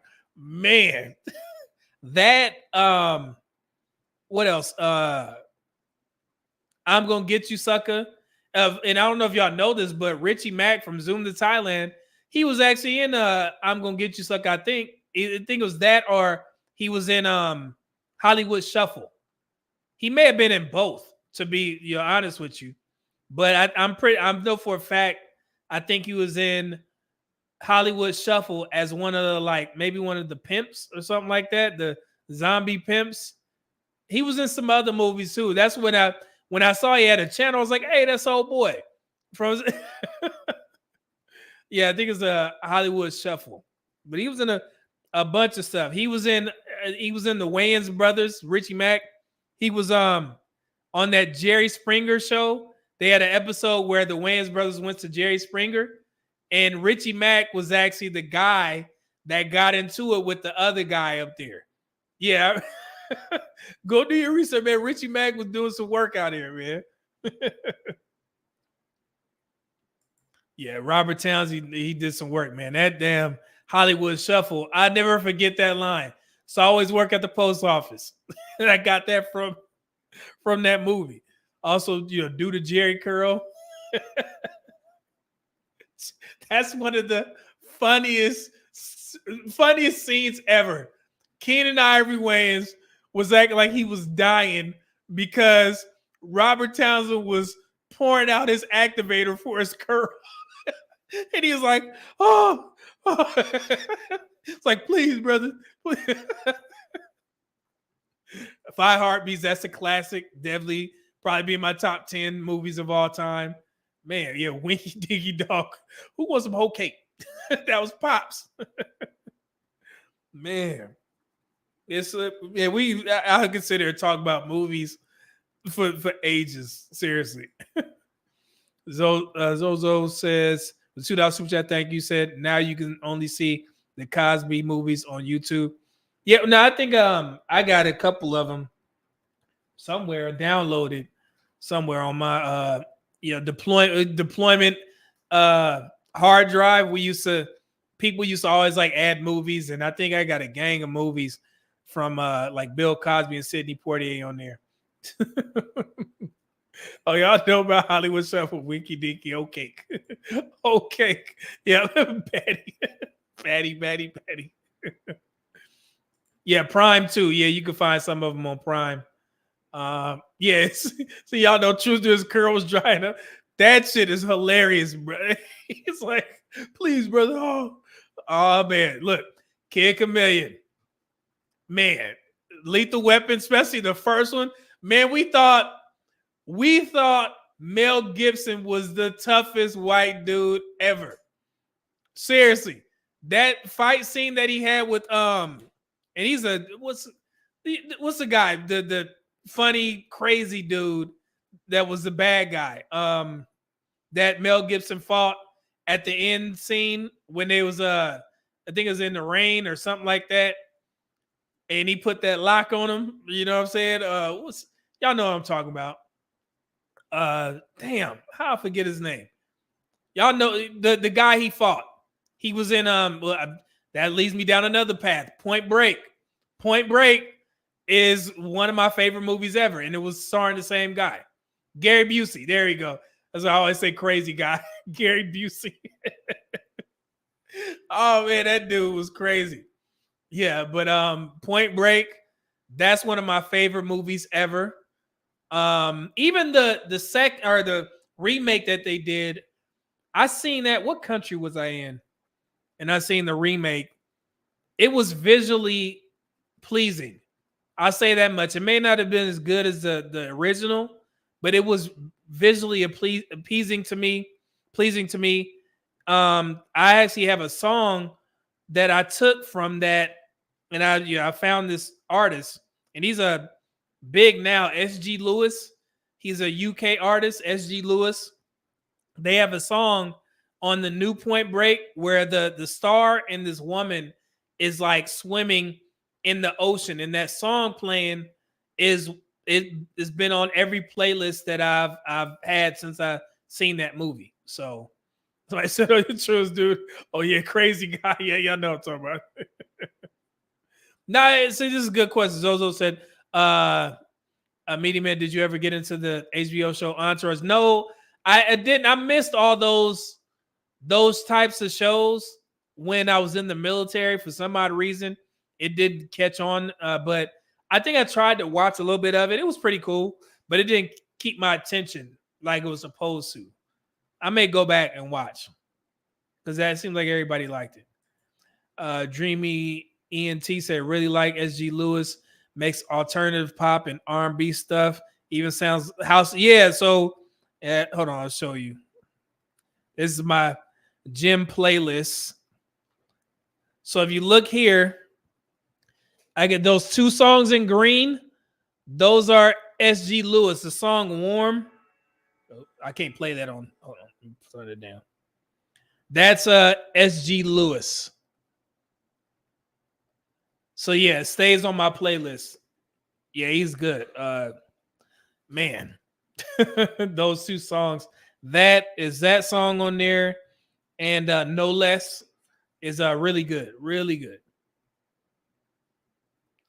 See, D320KG 199 super chat that Bernie Mac left us too soon. Yeah, man, yeah, we could. There's so many ways we can go with this. Bernie Mac, amazing. Goodness. Look at this. Kurt Russell, Big Trouble in Little China. Man, one of the greatest movies ever, man. Hey, that scene where the guy turned into I guess he puffed himself up with air and exploded. That scene always sticks out to me. I don't know. I don't know why, but yeah, it always sticks out to me. Big Trouble in Little China was amazing. That was amazing. And then Zozo definitely, of course, definitely Last Dragon. Great. I mean, it speaks for itself, man.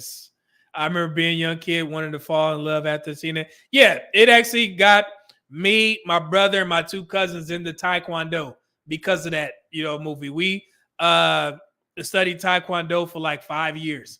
You know what I'm saying? So, because of that movie.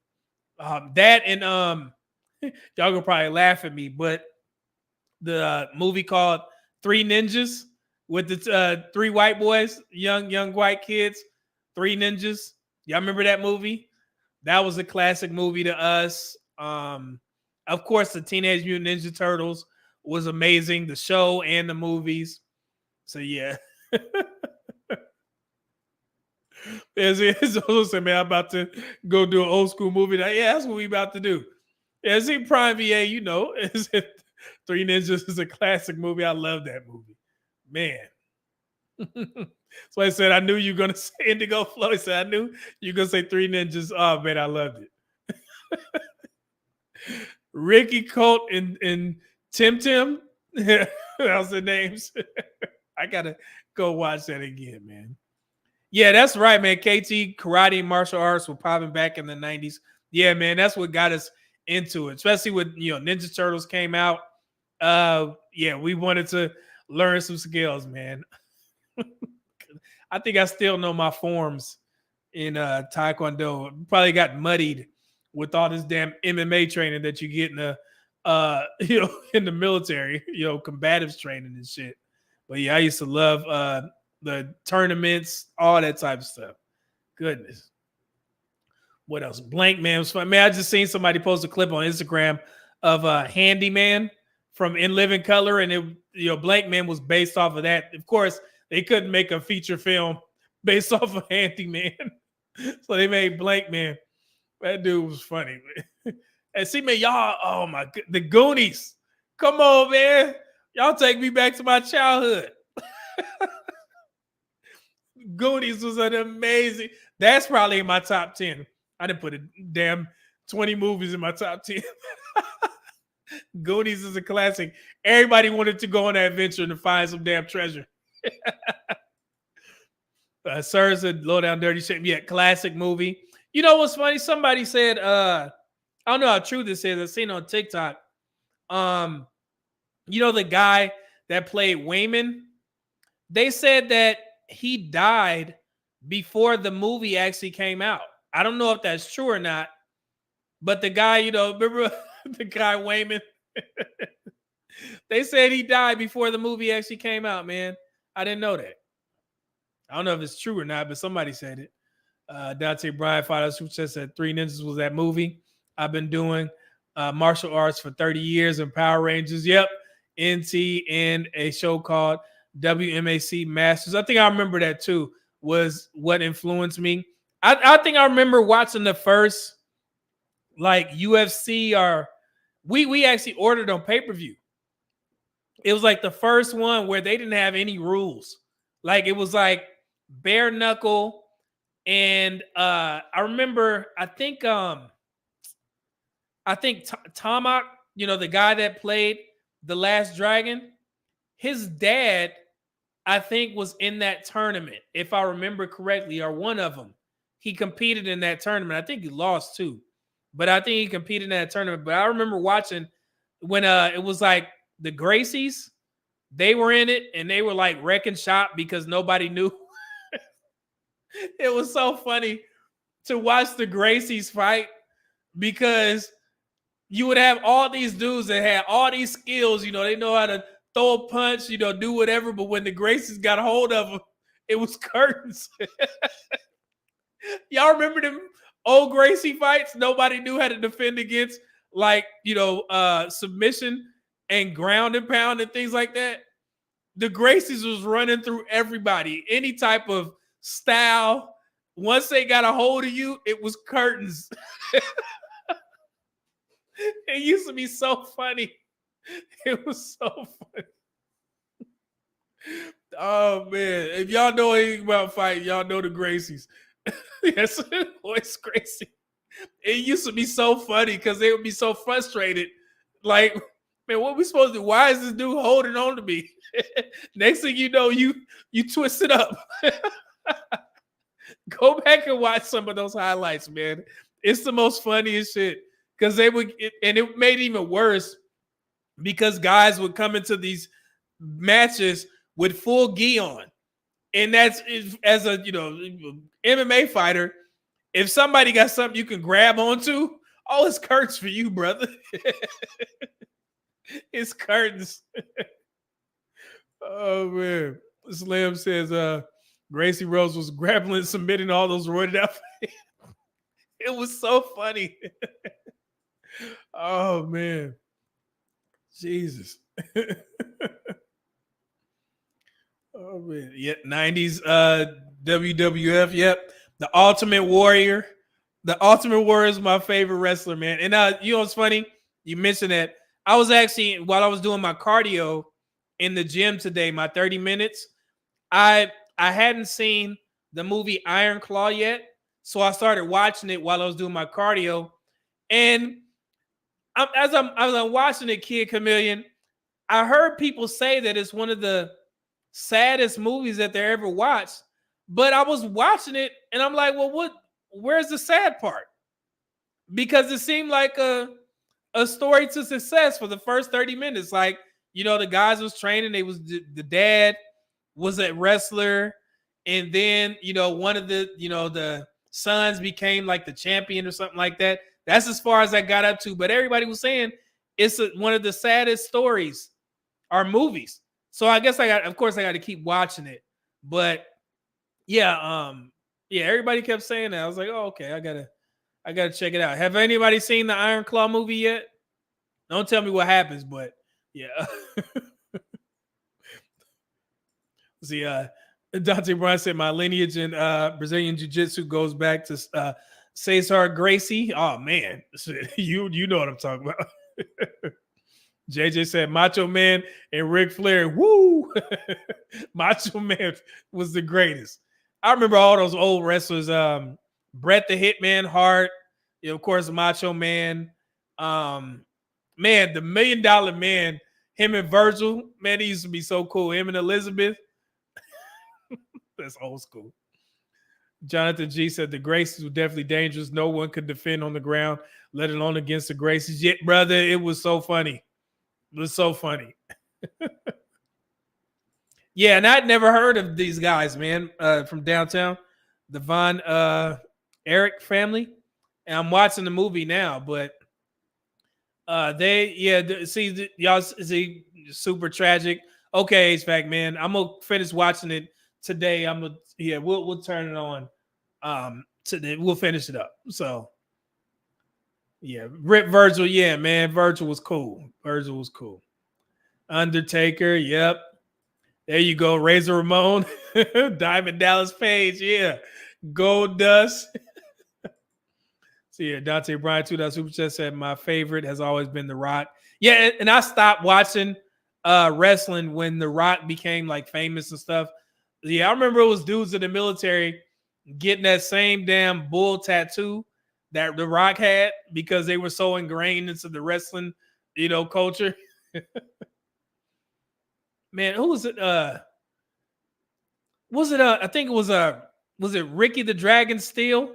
It was that his name or something like that? The Dragon, Ricky the Dragon. He used to be cold. I think some of the Mortal Kombat characters, especially that one, Ricky the Dragon, that's what Liu Kang was. It had to be him and Bruce Lee, of course. But yeah, it had to be some, you know, some correlation. Yeah, Steamboat. These are old days. Yeah, Hacksaw coming there with that damn what does he want to come in there with the board? Ricky the Dragon Steamboat. There it is. That's his name. Ricky the Dragon Steamboat. Man, that's the name. Yeah, the Hawk, of course. Hawk is all time. I mean, it don't get no better than the Hawk. Real American hero, brother. From downtown said, remember the $1 Million Man, $5 super chat. Thank you.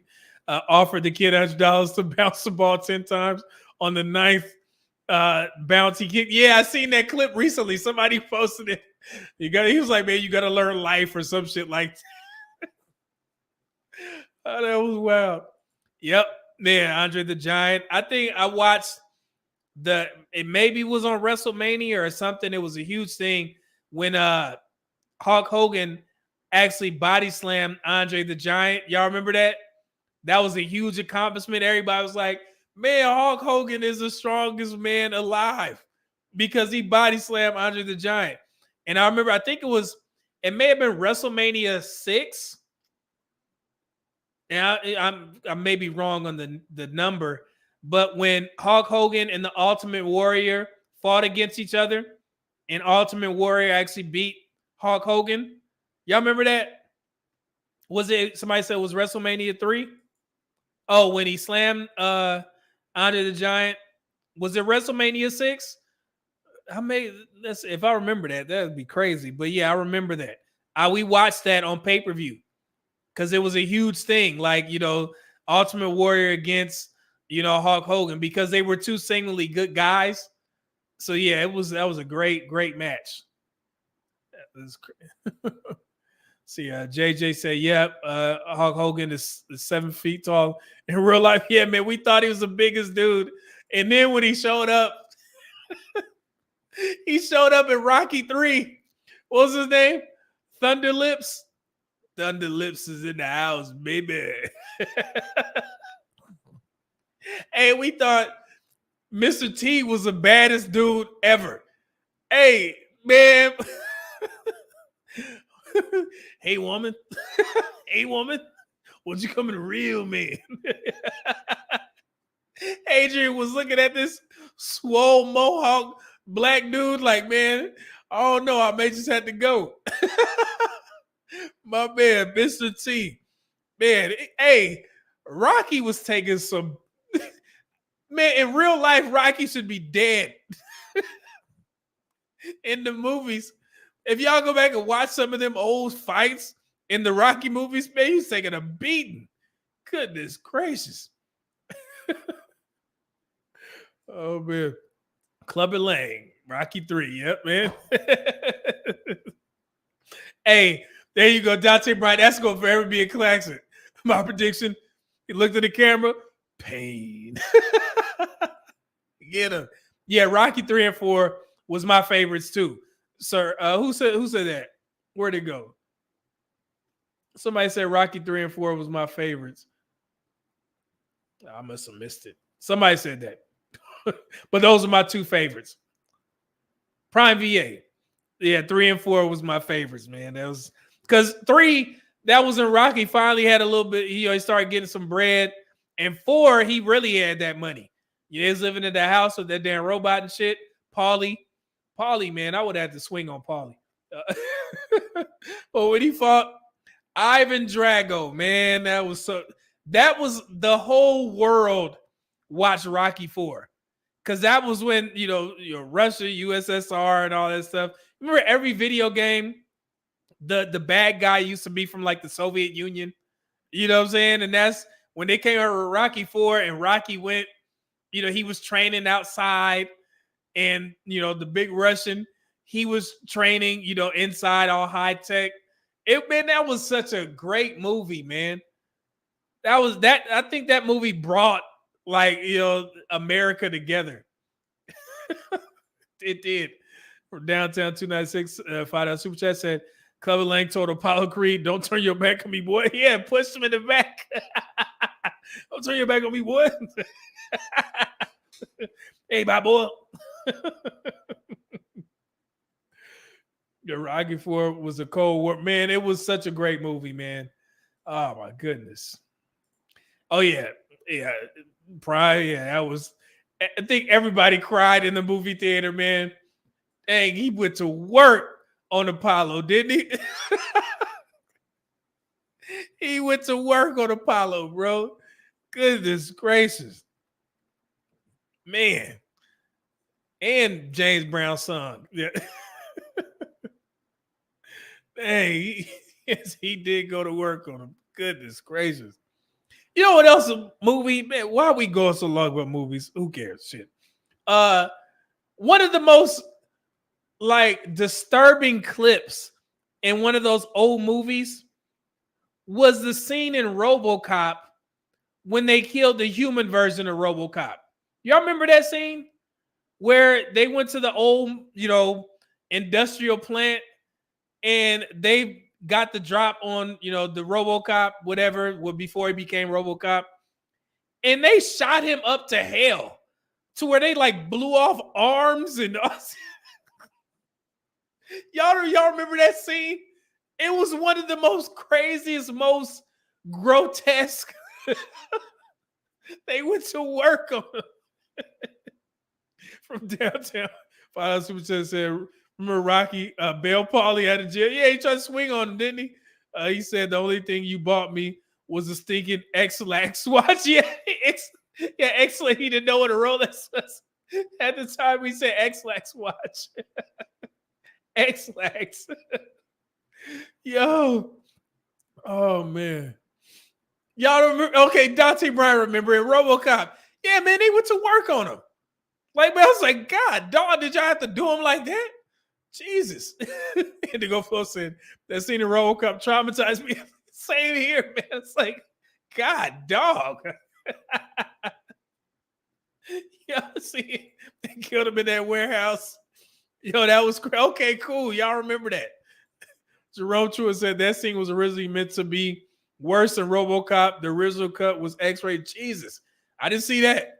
Yeah, man, they just all lined up with machine guns and just went to work on the brother. Netflix, that was a great movie. You would never see a scene like that today. I buy that for $1. Yeah, I buy that for $1. Oh man. What else movie was RoboCop? It's a bunch of old movies. No, it's those Korea movies. Any like zombie shoot 'em up Korea movie that makes it to Netflix, if y'all ever watch those, they don't show no remorse. Like in American movies, like when you delete a woman in a scene, it's kind of like either not as gruesome as it is when they delete a man. But in them damn South Korean movies, oh, anybody can get it. It's like they show everybody get deleted. The woman get it the worst. The man get it the worst. It don't matter who you are. And there's one scene in Terminator 2 that's a prime example of how America kind of coddles. Sometimes they coddle women in movies when a woman is supposed to be deleted. So you remember in the Crazy House when John and Arnold Schwarzenegger Terminator went to go get Sarah, and the orderlies tried to fight the Terminator. I mean, he threw dudes into walls. He, body slammed dudes or whatever. But then the woman cop actually gave him an elbow and broke his glasses. And all he did was look at her and like mushed her face while these dudes was getting pushed in the walls.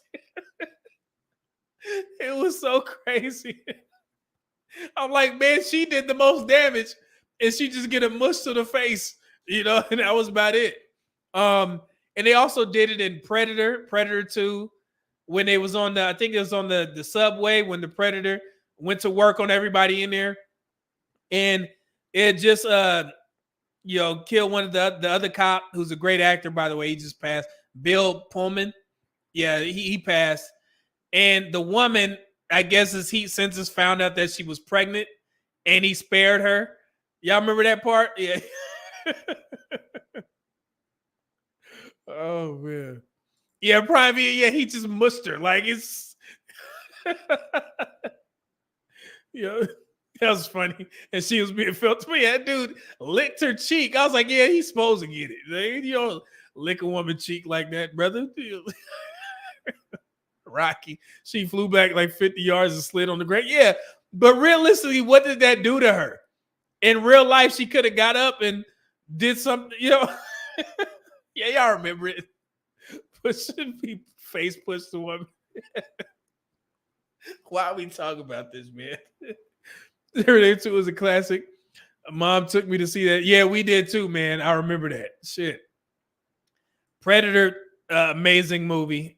Predator 1 and 2 was great. Donald, what did I say? Donnie Glover? What's his name? Donald, why am I trying to call him Donnie Glover? Danny Glover. Full Metal Jacket. Oh my goodness. I didn't see that until I joined the military for some odd reason. And yeah. And that's when I first found out where I shouldn't say this, but I'm going to go ahead. I found out where Two Live Crew got the "Me So Horny" sound from. I thought that they had made it up until I saw Full Metal Jacket in the military. And when that, that scene came up, I was like, hey, that's where Two Live Crew got. Yeah, we used to sneak some titties, brothers. I'm sorry. So, hey, them Two Live Crew videos, Me So Horny and Move Something. Oh, come on, brothers. Come on, man. Yeah, we used to have to sneak a little peek and watch the movies. If we got caught, my mom used to be like, hey, y'all better not be watching the damn videos. Two Live Crew used to be on it. They used to have go back and watch those videos. Those women were bad. I mean, goodness gracious, bad, straight up tens. Lord. From downtown to that's what I'm saying. Anything you want, Tubuku. Yeah, watching flicks. Yeah, we used to have to sneak titties. You know what I'm saying?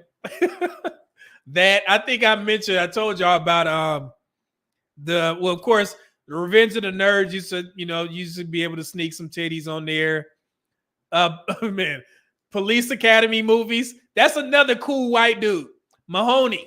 Mahoney was cool. That was one of my guys.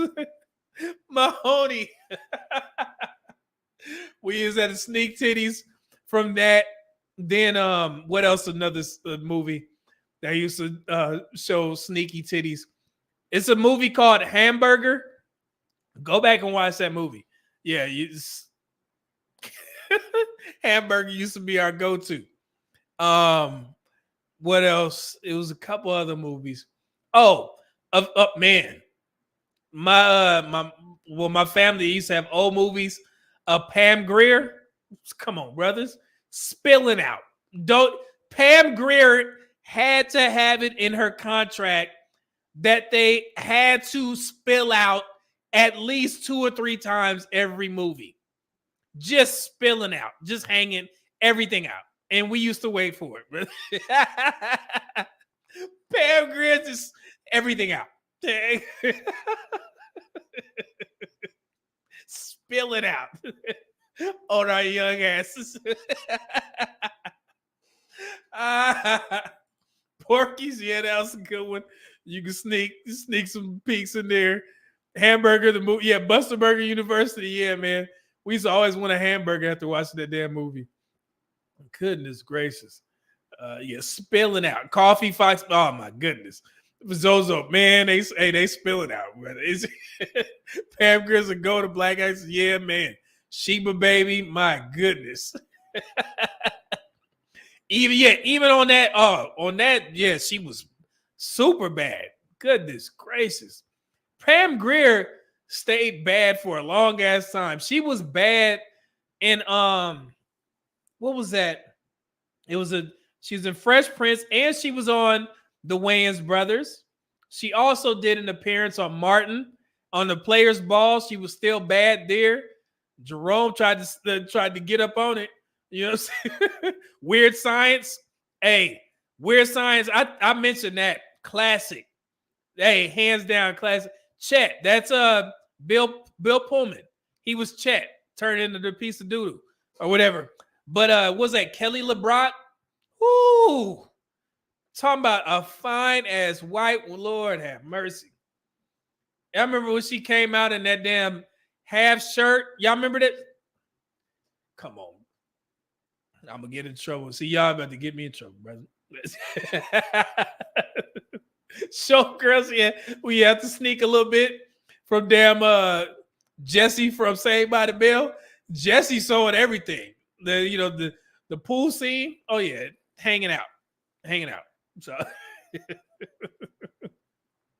Fast Times at Ridgemont High, Revenge of the Nerds. Man, goodness great. Oh yeah, somebody said the original Holly Berry. Lord have mercy. That movie, Strictly Business, with forgot his name. The stuffy dude that was on the Cosby Show. That was, I think, Denise's husband, but he was a star. Had Holly Berry and Tommy Davidson in Strictly Business, and she was one of the military humps with Anne Marie. Got her last name, Anne Marie, and she was like, military humps, left, right, hump.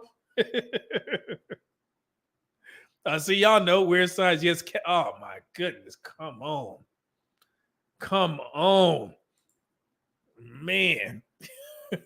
Jerome Truitt said, looking back, we were some little purpose. Yeah, man. We had to get it how we live. Now these kids, they got it straight to their phone. If they want to look at some nakedness, just open up Instagram. Everything out. Us, we had to go searching for it. Yeah. Boomerang, that's in my top 10. Yeah. Goodness, good. Yeah, see y'all. Okay, y'all know Strictly Business. Beginning of the legend. Man, Halle Berry was so bad in that movie. I mean, in that movie, I think she influenced so many black women to get that shortcut. Y'all remember that? The Halle Berry cut? Man, y'all remember, like, black women didn't need all that damn makeup. Like, when they was back in the day of those times, that, oh my goodness, that damn Halle Berry cut. Sweet Jesus. Goodness gracious. Man, yeah, that Halle Berry, because she was so fine in that goddamn movie. Who else was fine in a couple movies? Yeah, it just used to be.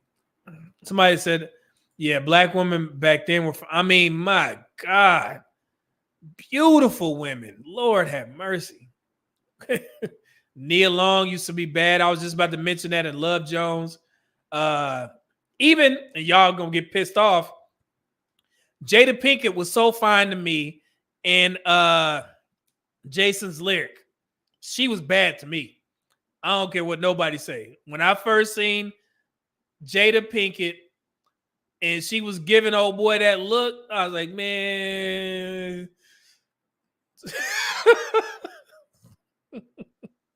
man.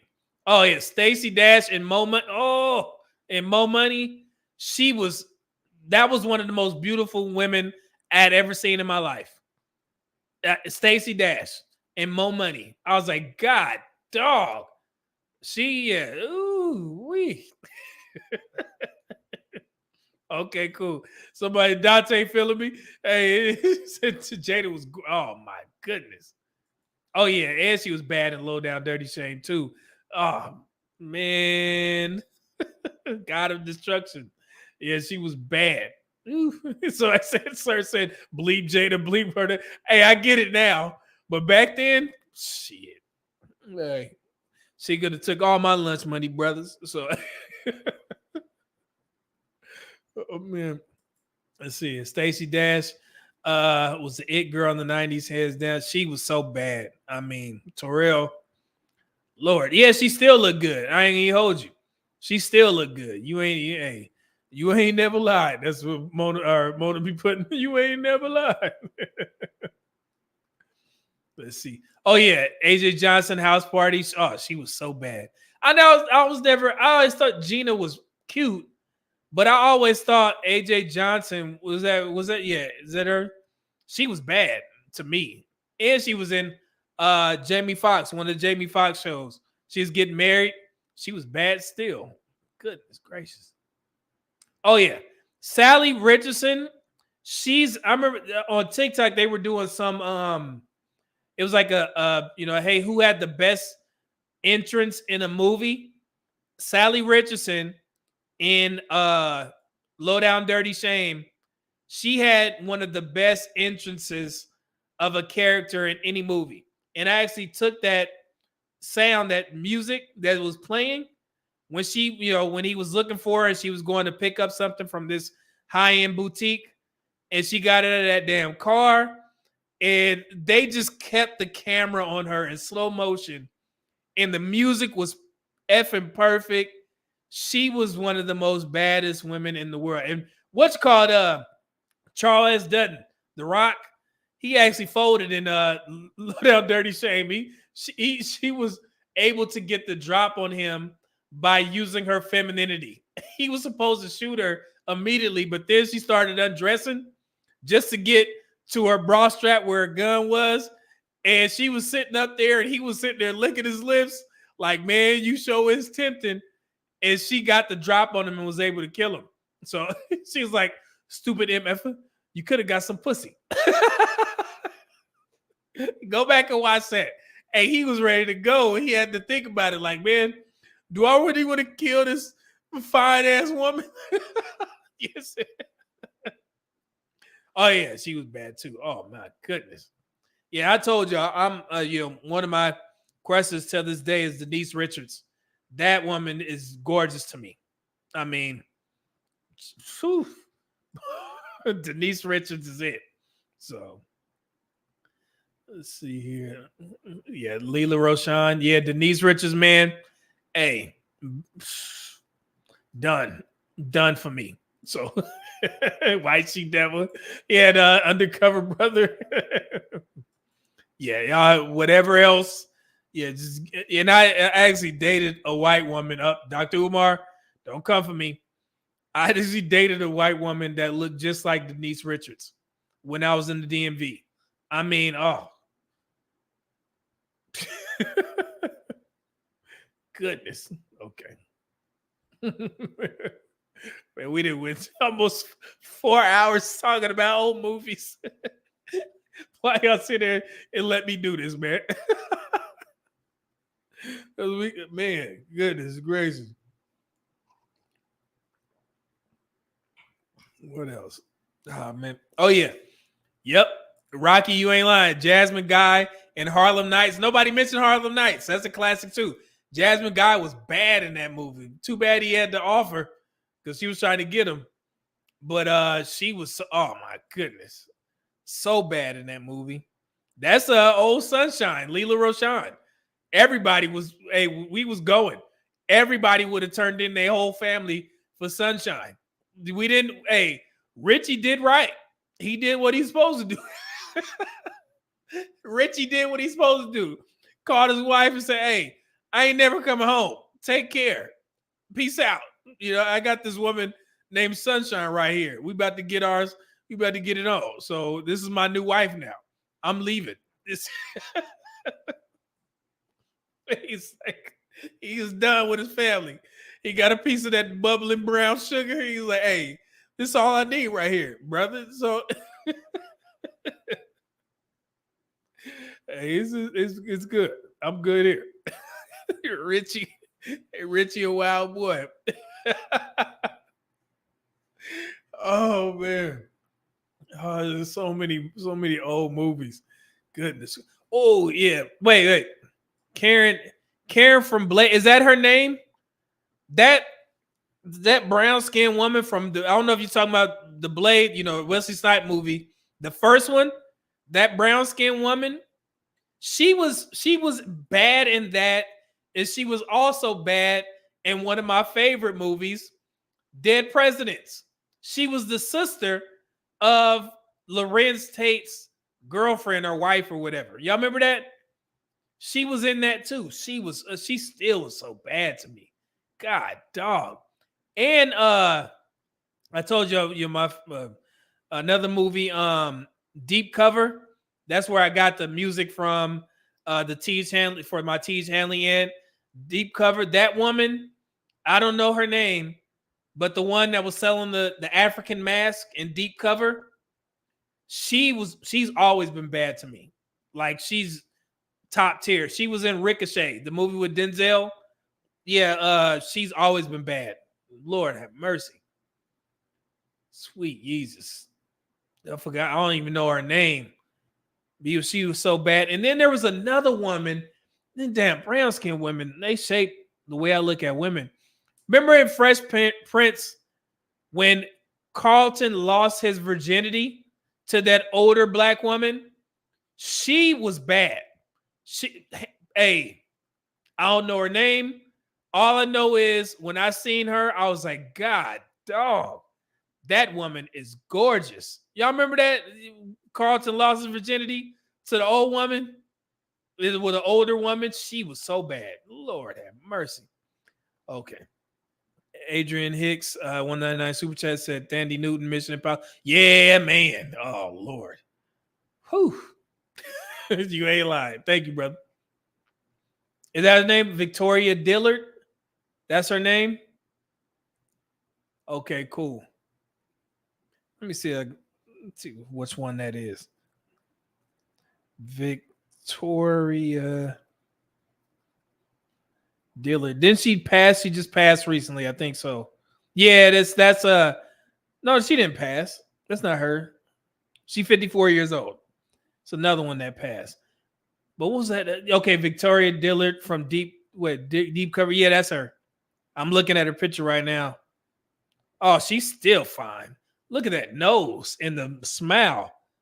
Man, come on, brothers. It don't get no better. It don't get ever. Yeah, Carlton will never forget her name. Yeah, man, that one was so fine. Lord have mercy. Let's see here.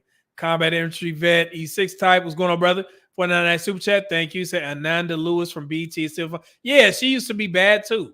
She used to be bad. Let me see here. Yeah, Teresa Randall from Sugar Hill. Yeah, she was in a bunch of movies. She always been bad to me. I mean, I don't know where black women get this misconception that black men don't like dark-skinned women. Brother, please. I don't know where they get that shit from. Let's see. Mr. Donnie Mack said it's Natalie Belkin. Let me see. She was so fine. Natalie Belkin. Let's see here. Is that her? Yep, that show was her. Ooh, wee. Yeah, that's the scene right there. My goodness. She was so fine. Jesus. Okay. Thank you for that, Mr. Donnie Mac. To put together a collage. That's what I'm going to do for the next show. I'm putting together a collage of all these names that y'all didn't mention and we remembered. I'm definitely... I got a perfect song that I can actually play on here. I'm going to put it together for y'all boys. Yep. Catsuit Serena. Was that the one where she was in the all black with the pants? Top tier Serena Williams. Oh, wait. Serena Williams. Catsuit. Yeah, that one was good, but it was another where she was in all black. Holy. All right, here it is. Man, top tier Serena right there. Grade A. Man, come on. Okay. All right, we gotta stop. Cheryl Lee Ralph. She always been bad to me. And was it Moesha? Ooh, wee. D? Goodness. Bad. Just straight. D always been attractive to me. Goodness. Ooh, look at that. Sir said, yeah, man, that cat was hanging out that suit, crushed me like man, everything hanging out. So Brandy looked better the older she got. Yeah, I agree with that. I definitely agree with that. She still look beautiful to me. Brandy is gorgeous to me still. I agree with that, Prime VA. Let's see, JJ said the younger version of the black woman who played in the movie Black Dog. I've never seen that. I'm going to check that out. Yeah, we just saw it. They said AJ Johnson, Jody's mom with the baddest on Babe. Yeah, she was so fine. Vanessa, no, that is Vanessa L. Williams at Rocky. Yeah, Vanessa, I think that's, the one in Blade. That's her name. Yeah, Vanessa L. Williams. Bad. Young Sade. Man, you know what's funny? So, even when I was like maybe 8, 9 years old, Sade used to be my favorite artist. My auntie Faye, God rest her soul, she used to always play it when she would watch us. And I fell in love with Sade's music ever since then, since I was a little kid. And I was listening to what's the song? Couldn't Love You More. Y'all know that song about that Sade song, Couldn't Love You More. I couldn't love you more. I can't sing. But I screenshotted this lyric from that song, and it was hilarious to me. And it sounded like the ask of women these days. She in this song, Couldn't Love You More, Sade said, if everyone in the world could give me what I wanted, I wouldn't want for more than I have. Yes, listen to that. If everyone in the world could give me what I wanted, I wouldn't want for more than I have. So if you give me everything that I want, then I won't want for nothing else. I was like, that's rather profound in today's modern dating culture. I guess I think that's how women feel in today's modern dating culture. They just give me what I want, and I won't ask for nothing else. Yo, I thought that was funny. I was listening to the lyrics. I was like, wait a minute. I literally screenshot that in the gym to bring it here. Look. That's funny. Oh man. Y'all naming some straight up killers. Eva Mendes always gonna be bad. Think I see Rosario Dawson. Yeah, and what was that movie? What was it? He Got Game. Yeah, she's bad in that. Goodness. Sir says Sade has some of the best lyrics in her song Morning Bird. Morning Bird has some of the best lyrics. Yeah, man. You could literally just go down the list of her songs, and I always put it on so you can, on Apple Music, you can actually see the lyrics. But she's great. Hopefully she was writing her songs, but she was amazing. So yeah, Stephanie Mills in her prime. Yeah, what's the woman? We were actually banned to listen to this song. It was called Every Drop of It. I think that was the name of it. Who sung that? Was it Stacey Lattisaw that sung that song? Every Drop of It. Stacey. Yeah. Every Drop of Your Love. Yeah, we couldn't watch that video because we didn't know what she was talking about. It was because she was like, every drop of it, she was like, every drop of it, I want to get enough of it. Give me every single drip, drop of your love. It was like, hold on, brother. Wait. What you talking about there, sister? And my mom, she didn't want us to listen to that or watch the damn video because I think she was talking about some man juice. Pause. But yo, them old ass songs will sneak up on you. You know what I'm saying? So Stacey Lattisaw. My goodness. Oh, okay. My damn shipment got here. I actually got a new watch winder. You know what I'm saying? So I'm gonna have that up and running for next show. So yeah, man, let's just go ahead and get out of here. I've been saying that for the past hour. This was a fun ass show. Oh my goodness, man. We gonna just relax. Let's just relax, man, on Saturday show, brothers. We can have a discussion amongst men. But yeah, man, I think I like this type of, because I know sometimes the topics that I bring, especially today, are somewhat heavy. But I promise you, my life is not filled with all that type of craziness. You know what I'm saying? I went to the golf course because I had to take a couple of days off because I got, my chiropractic treatment. But yeah, man, we just be laughing and chilling here, man. So yeah, I'm gonna bring y'all boys up if you want, and we could just talk, man. We could shoot the shit. You know what I'm saying? It ain't got to be heavy. I just like clowning. This was fun to me, man. They talk about movies. I'm gonna have to definitely get with Theo Coop, and he got to teach me on how to do that Discord thing because I know he does movie nights. I think that would be cool, man. And we just sat there and watched the damn movie. Yo, Yeah, I'm gonna create a Discord, man, so we can watch some damn movies together, man. Because y'all named so many classics, man. We gonna do that. You guys have my word. I'm going to create a Discord so we can watch a damn movie. You know what I'm saying? Because y'all boys, y'all own it.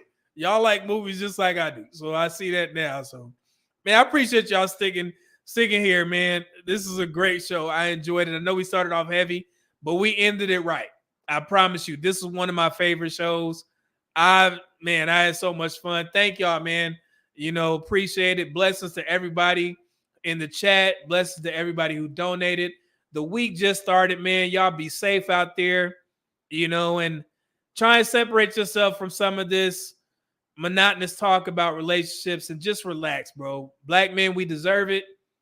I appreciate y'all so much, man, you know, for being here. Greatly appreciate the time you spent.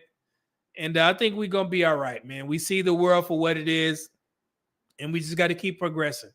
You know, thank y'all. Thank y'all for tuning in and rocking with your boy for 4 hours, mind you. Greatly appreciate it, man. Thank y'all. Appreciate it. And, man, amazing show. I'm going to end y'all where I left with the music, and we're going to get out of here. But blessings again. God bless you all. Be safe out there. Eat healthy. And I see y'all back on Wednesday. Hopefully nothing changes with work. Be back here on Wednesday, and we can discuss some more mental health. So thank y'all again. I am out. Medium Man out. Peace. Thank y'all once again. Appreciate it. Yeah. Oh, wait. Jonathan, appreciate you, brother. Thank you, man. I got that in there. Thank you. All right, now I'm out.